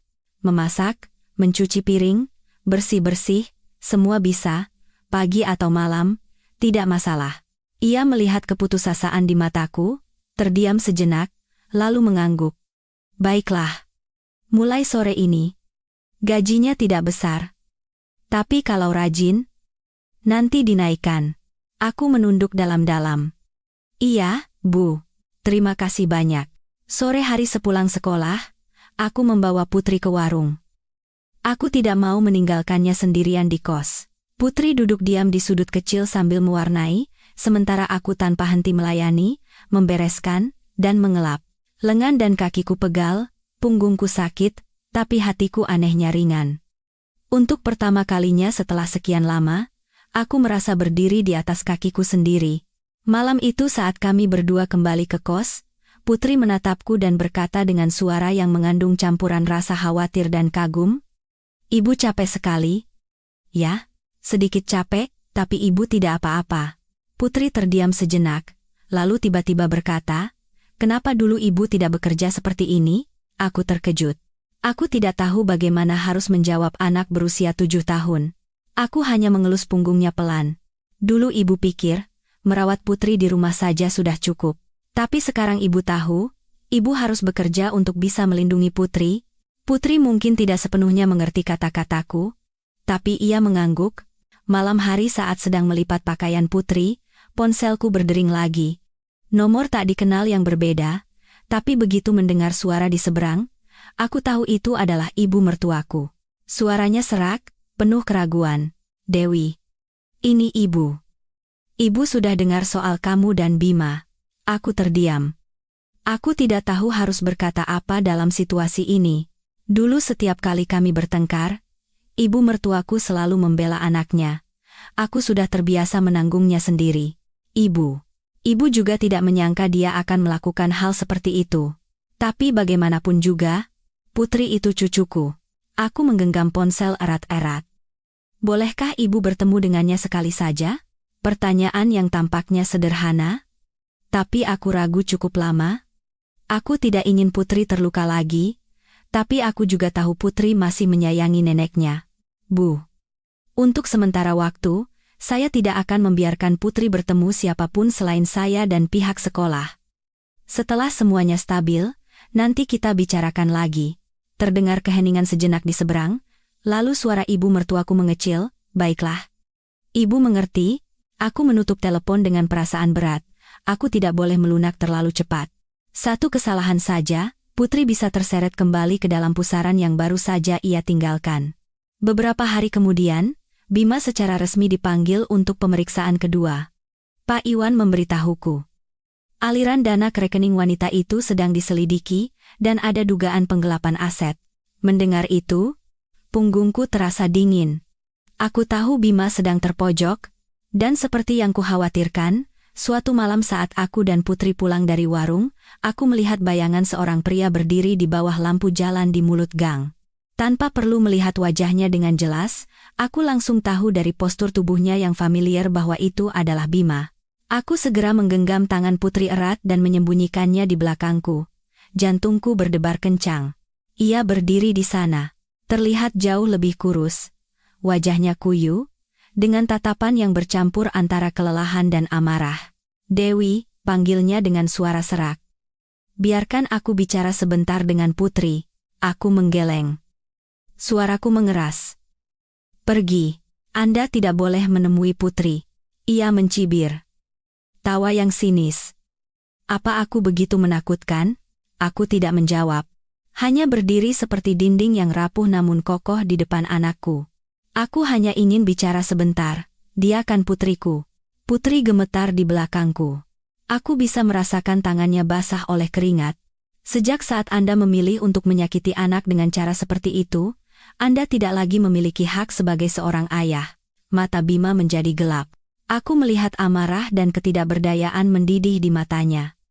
Saat itu aku sadar, pertarunganku dan Putri belum berakhir. Bima berdiri tak bergerak di bawah cahaya lampu jalan yang redup.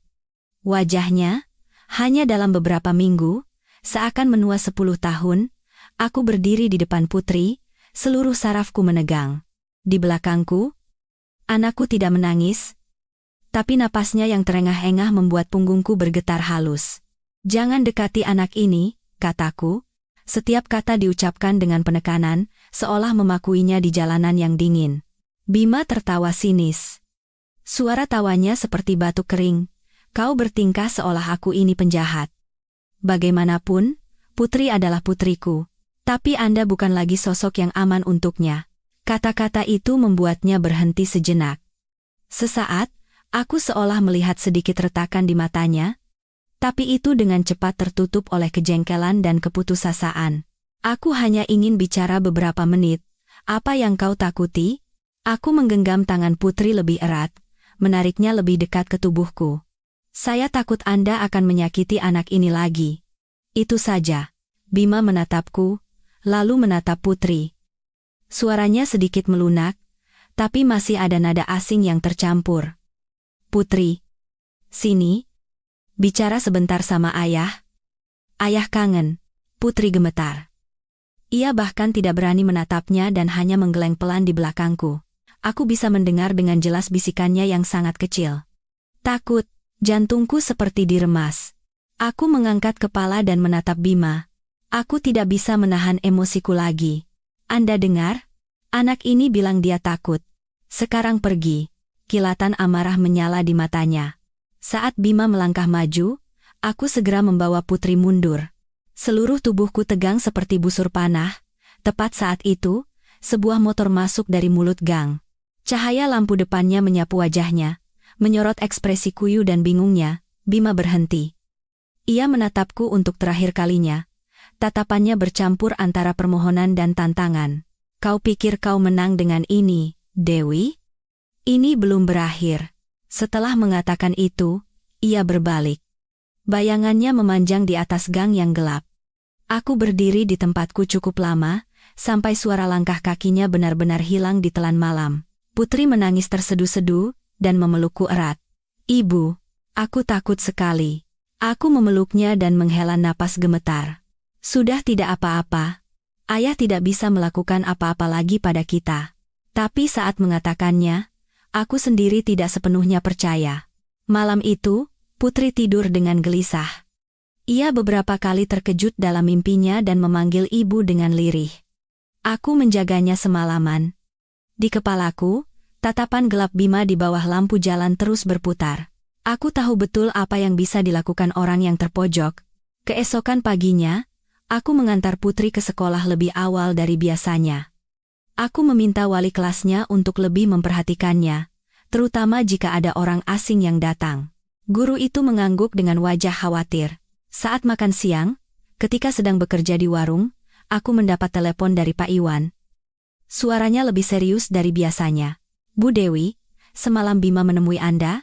Jantungku serasa jatuh. "Iya. Dia ada di mulut gang." Pak Iwan menghela napas berat. Pihak penyidik baru saja mengonfirmasi bahwa rekening wanita itu telah dibekukan. Sebagian dananya terkait langsung dengan Bima. Kondisi psikologisnya saat ini pasti sangat tidak stabil. Jangan pernah berjalan sendirian di malam hari, dan hindari bertemu dengannya berdua saja. "Baik, Pak. Jika ada hal aneh, saya akan segera hubungi." Aku menutup telepon dengan hati yang kalut. Bagi Bima, aku dan Putri bukan lagi sekadar mantan istri dan anak, kami adalah penghalang terbesar di jalan yang mati-matian ia coba lalui untuk keluar. Sore itu saat menjemput Putri di sekolah, aku melihatnya berdiri sendirian di depan gerbang, tidak seperti biasanya yang selalu bersama gurunya. Dari jauh pun aku bisa melihat wajahnya pucat. Aku berlari ketakutan. Putri, kenapa kamu sendirian di sini? Anakku gemetar dan menggenggam tanganku. Ibu, tadi ada tante yang cari aku. Jantungku berdebar kencang. Tante siapa? Dia bilang teman ayah, katanya. Ayah suruh belikan es krim. Punggungku merinding. Terus aku bilang aku harus tunggu ibu. Habis itu, tante itu lihatin aku dari luar gerbang lama sekali, terus pergi. Aku memeluk Putri erat-erat. Kakiku lemas. Wanita itu adalah orang yang sama dengan yang ada di video bersama Bima. Mereka sudah mulai beraksi. Malam itu, aku tidak mengizinkan Putri keluar. Pintu kosku kunci dan gordenku tutup. Di dalam kamar kecil itu, kami berdua duduk berdekatan. Seolah jika sedikit saja berjarak, hal buruk akan menimpa. Putri menatapku dan bertanya dengan suara kecil namun jelas. Ibu, apa aku salah? Karena aku bilang yang sebenarnya, aku membungkuk dan menatap matanya lurus. Tidak. Sayang. Putri sudah melakukan hal paling berani yang bisa dilakukan seorang anak. Tapi kenapa ayah marah sama aku? Pertanyaan itu seperti pisau tajam yang menusuk jantungku. Aku tidak bisa menjelek-jelekan ayahnya di hadapannya, tapi juga tidak bisa berbohong. Aku hanya bisa memilih cara yang paling netral. Beberapa orang dewasa, kalau kesalahannya ketahuan, mereka akan marah. Tapi itu bukan berarti Putri yang salah. Putri terdiam cukup lama, lalu mengangguk sambil meneteskan air mata. Malam itu hujan turun di luar. Suara hujan yang menimpa atap seng terdengar sangat menyedihkan. Aku memeluk Putri erat-erat. Sejak menjadi ibu, belum pernah aku merasa hidup anakku begitu terancam. Menjelang tengah malam, ponselku berdering. Pesan dari nomor tak dikenal. Kalau tidak berhenti selagi dibilang baik-baik, kau akan menanggung akibatnya. Kau pikir video itu jimat? Aku melihat tulisan itu, tanganku terasa sedingin es. Aku tidak membalas. Hanya diam-diam mengambil tangkapan layar dan menelepon Pak Iwan. Ia langsung mengangkat, setelah mendengar ceritaku, suaranya menjadi tegas. Simpan semua pesan itu, ini adalah ancaman yang jelas. Besok pagi saya akan bantu siapkan surat laporan. Aku menutup telepon dan bersandar di dinding. Dalam kegelapan, detak jantungku dan napas teratur Putri terdengar jelas. Tidak ada lagi tempat untuk mundur. Mulai saat ini, sedikit saja aku melemah, Putri akan terseret kembali ke tempat yang penuh perhitungan itu. Di luar, hujan masih turun deras. Di dalam hatiku, badai lain sedang terjadi. Bukan lagi badai ketakutan semata. Ini adalah badai tekad untuk melindungi anakku, apapun risikonya. Keesokan paginya, saat hujan masih turun rintik-rintik, aku membawa Putri meninggalkan kos dan menuju rumah Rina, satu-satunya teman yang bisa kupercaya dalam situasi ini. Rina membuka pintu dan terkejut melihat kami berdua basah kuyup. Dewi, ada apa? Tanpa banyak bicara, aku menggeleng dan membawa Putri masuk, lalu menjelaskan singkat tentang pesan ancaman itu. Rina sangat terkejut dan langsung mengunci pintu. Tinggallah di sini beberapa hari. Aku tidak percaya ada orang yang bisa sejahat itu. Sebelum sempat berterima kasih, ponselku berdering. Pak Iwan. Ia mengatakan agar aku segera melapor ke kantor polisi pagi ini juga tentang ancaman dan wanita asing yang mendekati Putri. Aku menitipkan Putri sebentar pada tetangga Rina dan pergi sendirian ke polsek terdekat. Duduk di depan petugas, aku baru sadar betapa gemetarnya tanganku. Aku menceritakan semuanya, dari pesan ancaman, pertemuan dengan Bima di gang, hingga wanita yang muncul di depan gerbang sekolah. Semua yang terpendam selama beberapa hari terakhir tumpah di antara napas yang tersengal. Petugas itu mendengarkan dengan saksama dan meminta semua bukti diserahkan, termasuk pesan ancaman, video, dan surat keputusan hak asuh sementara dari pengadilan. Setelah semuanya dicatat, ia berkata dengan serius, "Tenang saja, Bu. Kami akan memantau dengan saksama." Jika ada tindakan pengancaman berkelanjutan atau pendekatan ilegal terhadap anak, akan kami proses sesuai hukum. Aku mengangguk, tapi hatiku masih cemas. Aku tahu bahwa saat orang yang terpojok kehilangan akal sehatnya, hukum tidak selalu bisa mencegah tindakannya. Sore itu aku kembali ke rumah Rina bersama Putri. Anakku tampak lelah setelah seharian diliputi kecemasan. Ia nyaris tidak makan dan hanya duduk menempel padaku. Aku mengelus punggungnya dengan hati yang perih. Ibu, kenapa kita tidak pulang ke kos? Aku berhenti sejenak, lalu menjawab pelan, beberapa hari ini kita tinggal di sini dulu biar aman. Ya, sayang. Putri mengangguk, tapi matanya penuh kebingungan. Aku tahu bahwa situasi yang tidak stabil ini sedang menggerogoti rasa aman yang baru saja ia dapatkan kembali. Malam itu, saat aku sedang mencuci piring, Rina menghampiriku dengan wajah serius dan menyodorkan ponselnya. Dewi, lihat ini. Di layar, ada sebuah unggahan di salah satu forum parenting online. Sebuah akun anonim menulis tentangku secara samar. Seorang ibu yang kabur membawa anak, menghindari suaminya, dan tidak mengizinkan anak bertemu ayahnya. Kabarnya punya masalah kejiwaan. Di bawahnya, penuh dengan komentar spekulasi jahat dan tuduhan tak berdasar. Melihat tulisan itu, seluruh tubuhku terasa dingin. Ini persis seperti cara yang Bima katakan di video, merendahkan dan membuatku terlihat tidak normal. Hanya saja kali ini, ia tidak butuh pengadilan untuk melakukannya. Rina marah. Ini pasti ulah mereka. Kita tidak bisa diam saja. Aku menggeleng dengan suara lelah. Semakin aku merespons, semakin mereka senang dan memperbesar masalah. Sampai masalah hukumnya selesai, aku hanya harus fokus melindungi Putri. Tapi dalam hati aku sadar, ini bukan lagi pertarungan hukum, melainkan pertarungan opini di mana kebenaran bisa hancur tak berdaya di hadapan rumor jahat. Malam itu, Putri sedikit demam. Aku terjaga hampir semalaman mengompresnya. Dalam igauannya, ia menggenggam tanganku erat dan bergumam, "Ibu, aku tidak mau ketemu ayah lagi." Jantungku terasa sesak. Ketakutan anakku kini telah merasuki alam bawah sadarnya. 2 hari kemudian, aku dihubungi lagi oleh pihak Polsek. Nomor ponsel pengirim pesan ancaman telah terkonfirmasi terkait langsung dengan kenalan Bima wanita yang sama di dalam video. Unggahan di forum parenting yang menjelekkanku juga cocok dengan alamat IP tempat yang sering didatangi Bima. Petugas berkata dengan tegas, "Kami akan memanggil keduanya untuk diperiksa atas tuduhan pengancaman, pencemaran nama baik, dan pelanggaran hak asuh yang sah." Mendengar itu, hatiku terasa separuh lega dan separuh berat. Lega karena akhirnya kebenaran mulai mendapatkan kekuatannya, tapi berat karena sadar bahwa dengan campur tangan hukum yang lebih dalam, hubunganku dengan Bima telah melewati sungai yang tidak bisa diseberangi lagi. Sore itu, tepat saat keluar dari kantor polisi, aku melihat Bima berdiri di seberang jalan. Ia tidak mendekat, hanya menatapku dari kejauhan. Di matanya, tidak ada lagi agresi seperti semalam, melainkan keputusasaan yang telanjang. Aku melambatkan langkah dan, untuk pertama kalinya setelah semua ini terjadi, menatapnya dengan benar. Pria yang pernah menjadi suamiku itu tampak kurus kering, matanya cekung, dan bahunya terkulai seolah tidak punya kekuatan lagi untuk menopang arogansi masa lalunya. Ia memanggil dengan lirih, "Dewi." Aku berhenti, tapi tidak menoleh. "Apa kau benar-benar harus mendorongku sampai ke jalan buntu?" Aku menggenggam tali tasku erat-erat, suaraku anehnya tenang. "Tidak, Anda yang berjalan sendiri ke jalan itu." Ia tertawa getir. "Aku hanya ingin melindungi Putri." Aku berbalik dan menatapnya. Di mataku bukan lagi ada dendam, melainkan kelelahan setelah terlalu banyak luka.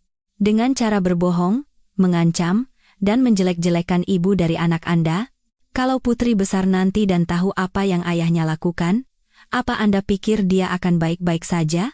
Bima membuka mulut seolah ingin berkata lebih, tapi kemudian terkatup rapat. Untuk pertama kalinya, aku melihatnya tidak bisa menemukan kata untuk membela diri. "Jangan dekati kami berdua lagi," kataku pelan. "Kalau Anda masih sedikit saja menyayangi anak ini, biarkan sisanya diselesaikan oleh hukum." Aku berbalik. Kali ini, aku tidak menoleh lagi. Malam itu saat kembali ke rumah Rina, Putri sedang duduk di meja menggambar. Sebuah gambar rumah kecil dengan 2 orang bergandengan tangan di bawahnya. Melihatku datang, ia berlari dan memelukku. "Ibu, aku gambar rumah kita." Melihat gambar itu, hidungku terasa perih. Masih banyak badai yang akan datang, tapi di dalam hati kecil itu, ia sudah mulai percaya bahwa ia punya rumah untuk kembali. Itu saja sudah cukup memberiku kekuatan untuk terus melangkah. Beberapa hari berikutnya berlalu dengan berat seperti musim hujan yang tak kunjung usai. Aku rutin bekerja di warung, mengantar Putri ke sekolah di pagi hari dan menjemputnya di sore hari. Malamnya, kami kembali ke kamar kecil di rumah Rina, hidup tenang di dalam zona aman yang rapuh.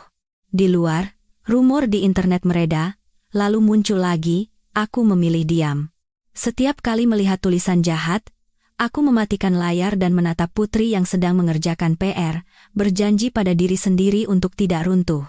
Suatu sore, saat sedang mengelap gelas di warung, Rina berlari menghampiriku dengan wajah pucat. Tangannya yang memegang ponsel gemetar. "Dewi, polisi telepon, suruh kamu dan Putri, cepat ke sana." Gelas di tanganku terlepas. Suara benturannya di wastafel diiringi cipratan air dingin. Ratusan skenario buruk melintas di kepalaku. Aku buru-buru meminta izin pada pemilik warung dan berlari menjemput Putri. Anakku ikut cemas melihatku panik dan menggenggam tanganku lebih erat. Di kantor polisi, petugas yang menangani kasusku memberitahu secara singkat.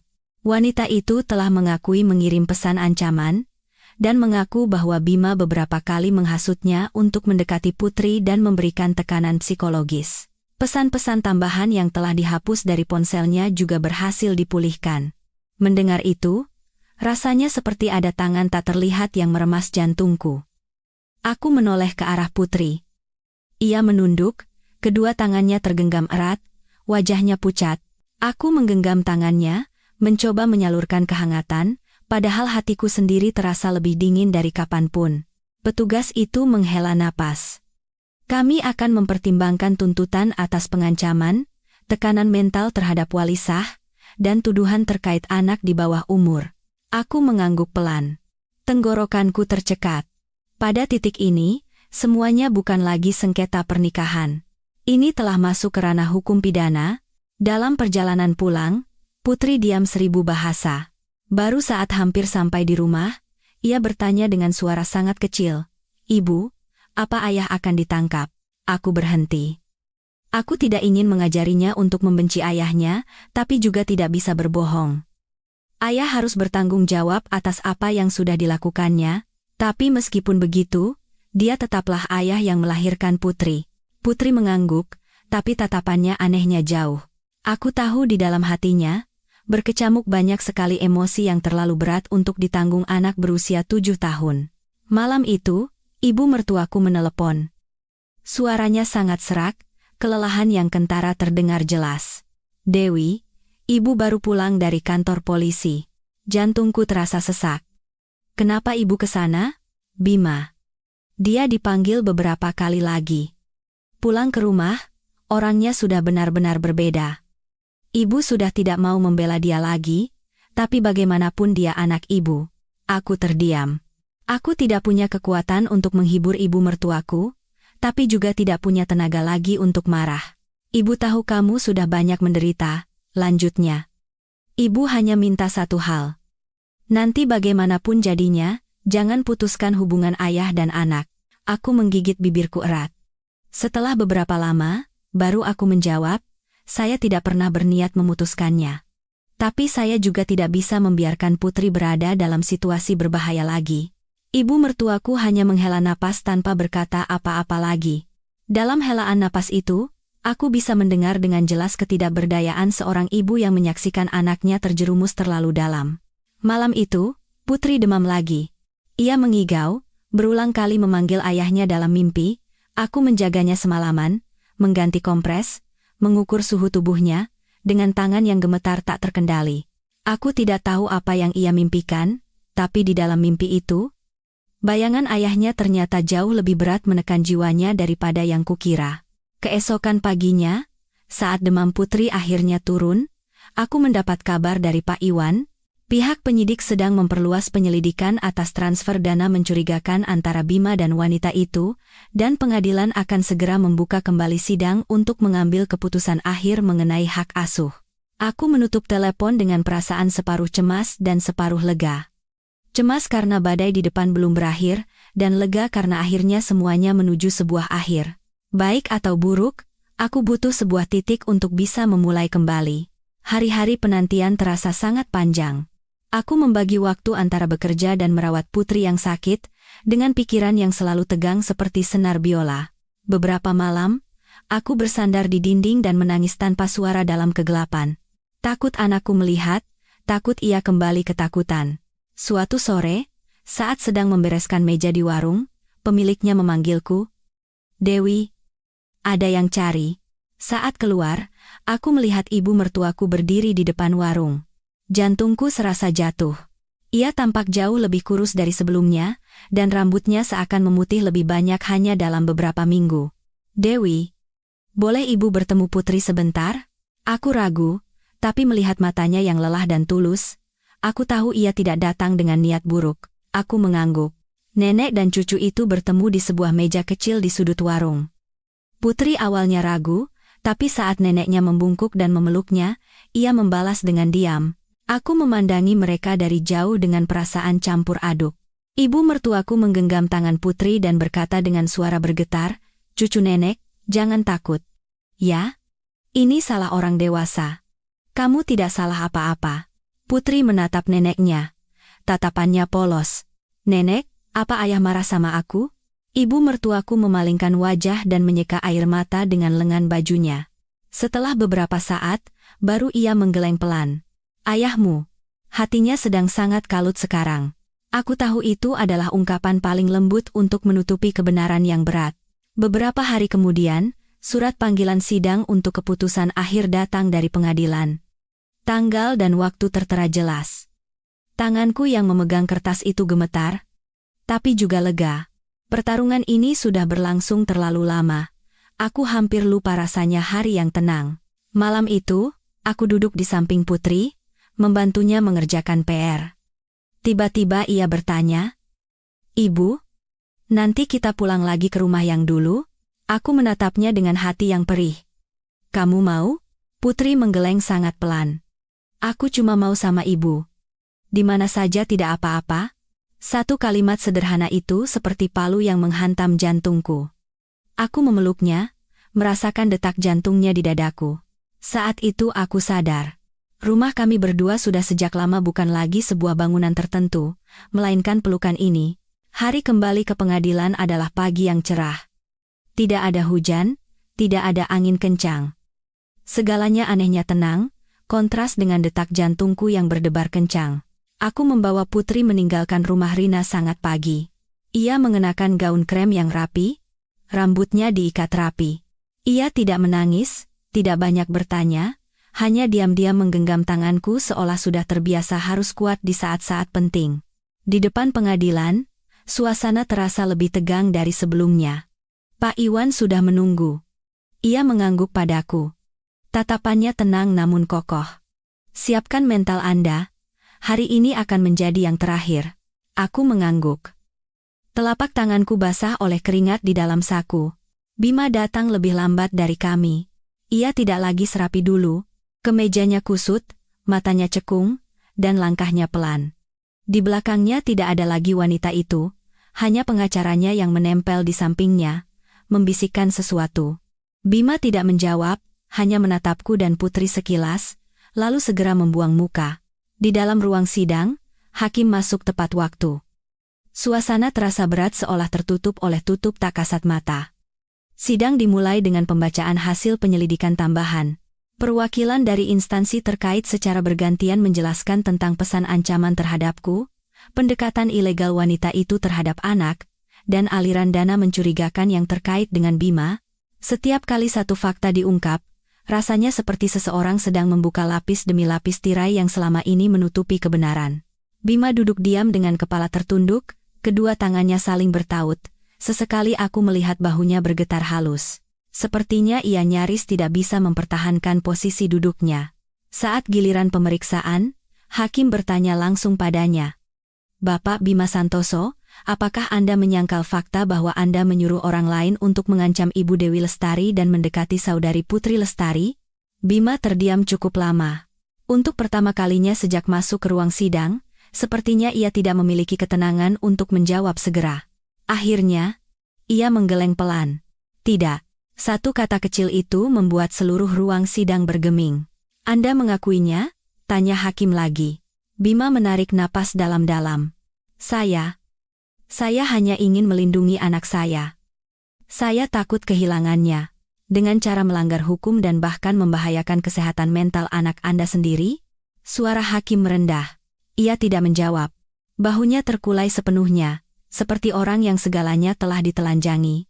Pengacara Bima memohon keringanan hukuman, dengan alasan tekanan psikologis dan kehilangan kontrol dalam situasi terpojok, tapi kata-kata itu terdengar lemah seperti angin yang menyelinap melalui celah pintu yang hendak tertutup.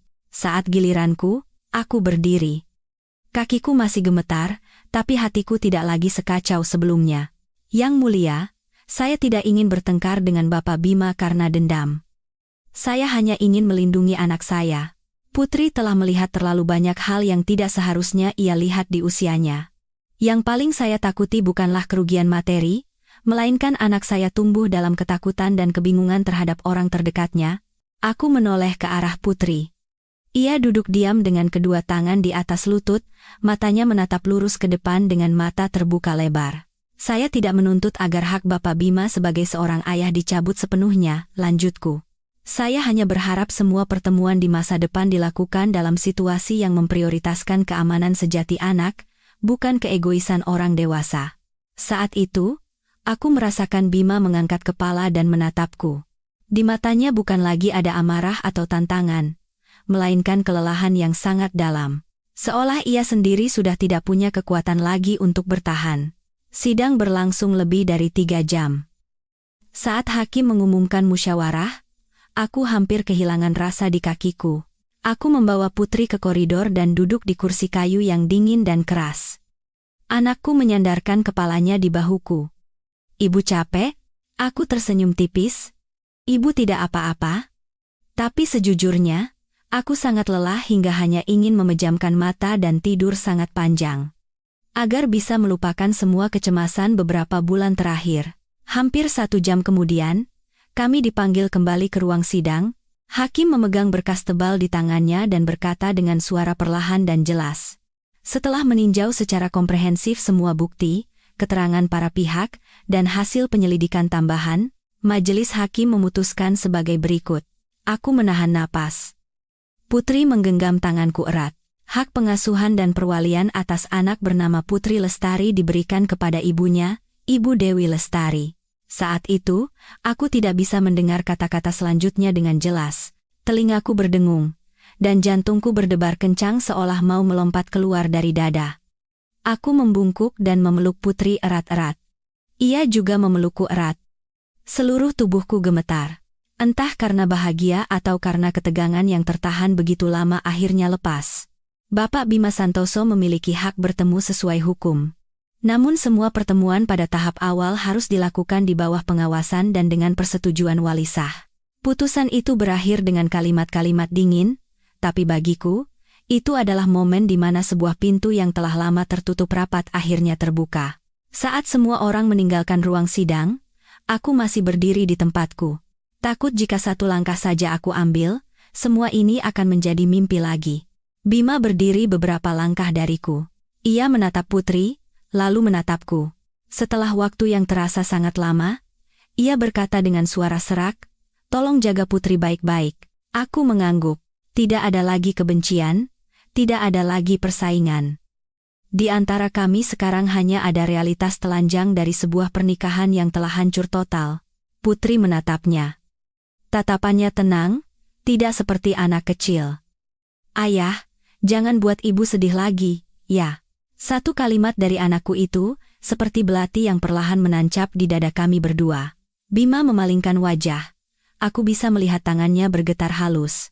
Saat keluar dari pengadilan, sinar matahari di luar terasa sangat menyilaukan. Aku menarik napas dalam-dalam.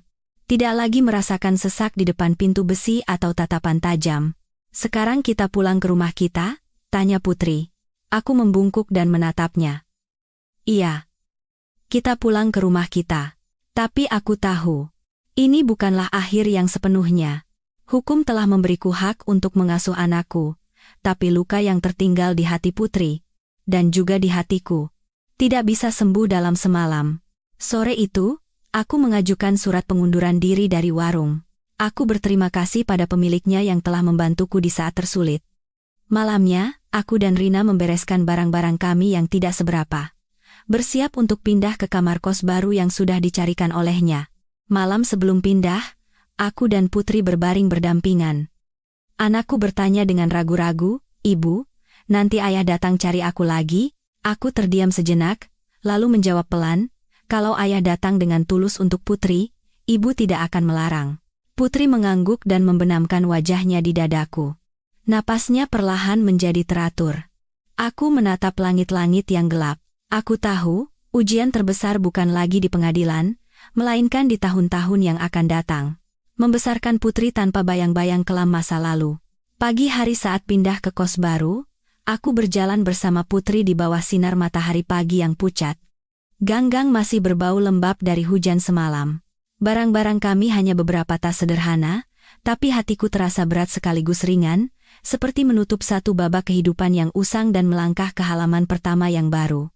Kamar baru kami lebih kecil dari sebelumnya, tapi lebih terang. Jendelanya menghadap ke halaman kecil dengan pot bunga bougainville.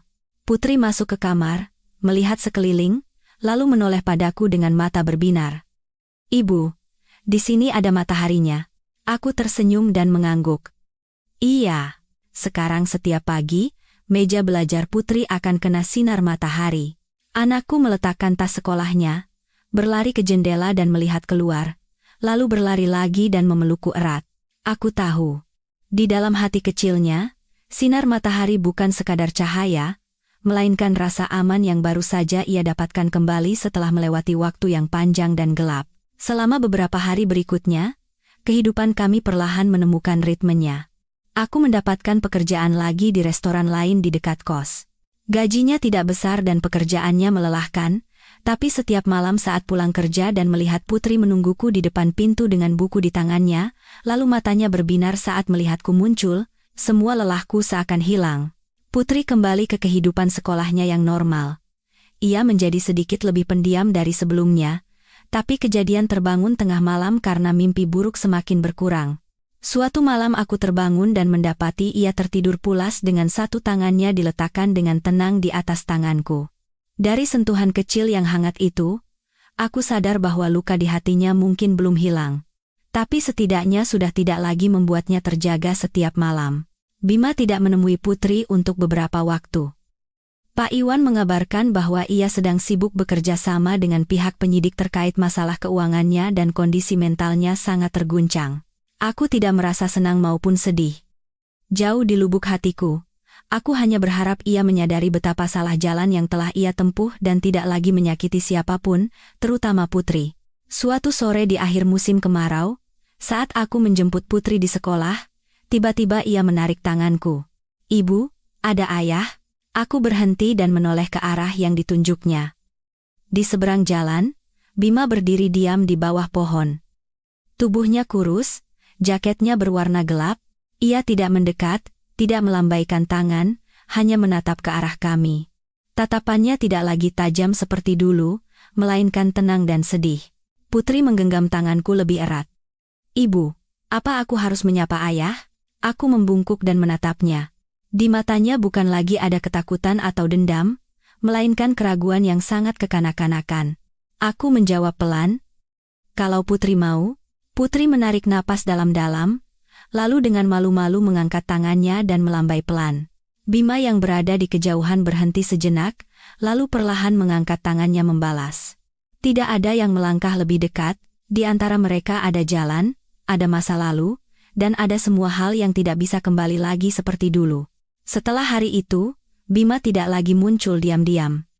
Sebulan kemudian, melalui pengacaranya, ia mengirimkan permohonan untuk bertemu Putri sesuai aturan. Aku berpikir lama, malam itu, Aku bertanya pada anakku. Putri mau bertemu. Ayah? Putri terdiam sejenak, lalu mengangguk pelan. Mau? Tapi aku takut ibu sedih. Aku memeluknya. Ibu tidak akan sedih kalau Putri bisa bertemu ayah dengan aman. Pertemuan pertama dilakukan di ruang konseling sebuah pusat layanan, sesuai dengan batasan dari instansi terkait. Aku menunggu di luar, sementara Putri masuk bersama Bima di bawah pengawasan seorang ahli. Dari balik jendela kaca, aku melihatnya menundukkan kepala lama di depan anaknya. Saat Putri keluar, ia tidak menangis, tidak tertawa, hanya diam-diam menggenggam tanganku. Ibu, ayah bilang minta maaf sama aku. Aku mengangguk pelan. Tidak bertanya lebih jauh. Apa yang ia katakan tidaklah penting. Yang terpenting adalah Putri sudah cukup tenang untuk melalui pertemuan itu tanpa panik. Waktu berjalan lambat namun pasti. Aku perlahan terbiasa dengan ritme kehidupan baru, belajar mandiri dan menghadapi ketakutan yang pernah meruntuhkanku. Putri juga perlahan membuka hatinya, mulai bercerita tentang sekolah atau kegembiraan-kegembiraan kecil masa kanak-kanak yang nyaris kulewatkan. Suatu malam, saat kami berbaring berdampingan, Putri tiba-tiba bertanya, "Ibu, dulu ibu sedih sekali, ya?" Aku menatapnya dan tersenyum tipis. Sedih. Tapi sekarang sudah tidak sedih lagi. Kenapa? Aku meletakkan tangannya di dadaku, tempat yang selalu ia jadikan sandaran kepala saat tidur. Karena ibu punya kamu. Putri terdiam sejenak, lalu memelukku erat. Aku juga, cukup punya ibu saja. Saat itu aku sadar, semua kehilangan, luka, dan dendam masa lalu tidak lagi terasa berat. Hal yang paling berharga dalam hidupku masih utuh di dalam pelukan ini. Beberapa pagi, saat mengantar Putri ke sekolah di bawah sinar matahari, melihat bayangan kami berdua yang memanjang di atas trotoar, sebuah perasaan yang sangat ringan muncul di hatiku. Aku tidak lagi memimpikan rumah yang mewah secara materi seperti dulu, tidak juga memimpikan keluarga utuh yang sering dibicarakan orang. Yang kuinginkan sekarang anehnya sangat sederhana. Melihat anakku tumbuh dengan damai setiap hari, mendengar suara tawanya, dan melihatnya tertidur lelap tanpa lagi terkejut oleh ketakutan. Pernikahanku memang berakhir dengan kehancuran, tapi aku tidak gagal sebagai seorang ibu. Aku telah mengorbankan banyak hal demi satu hal, menjaga keselamatan anakku. Dan hal itu jugalah yang mengajariku satu hal yang dulu tidak kusadari, bahwa beberapa perpisahan bukanlah kehilangan, melainkan satu-satunya jalan agar seseorang bisa hidup dengan sisa-sisa kebaikan yang ada di dalam dirinya.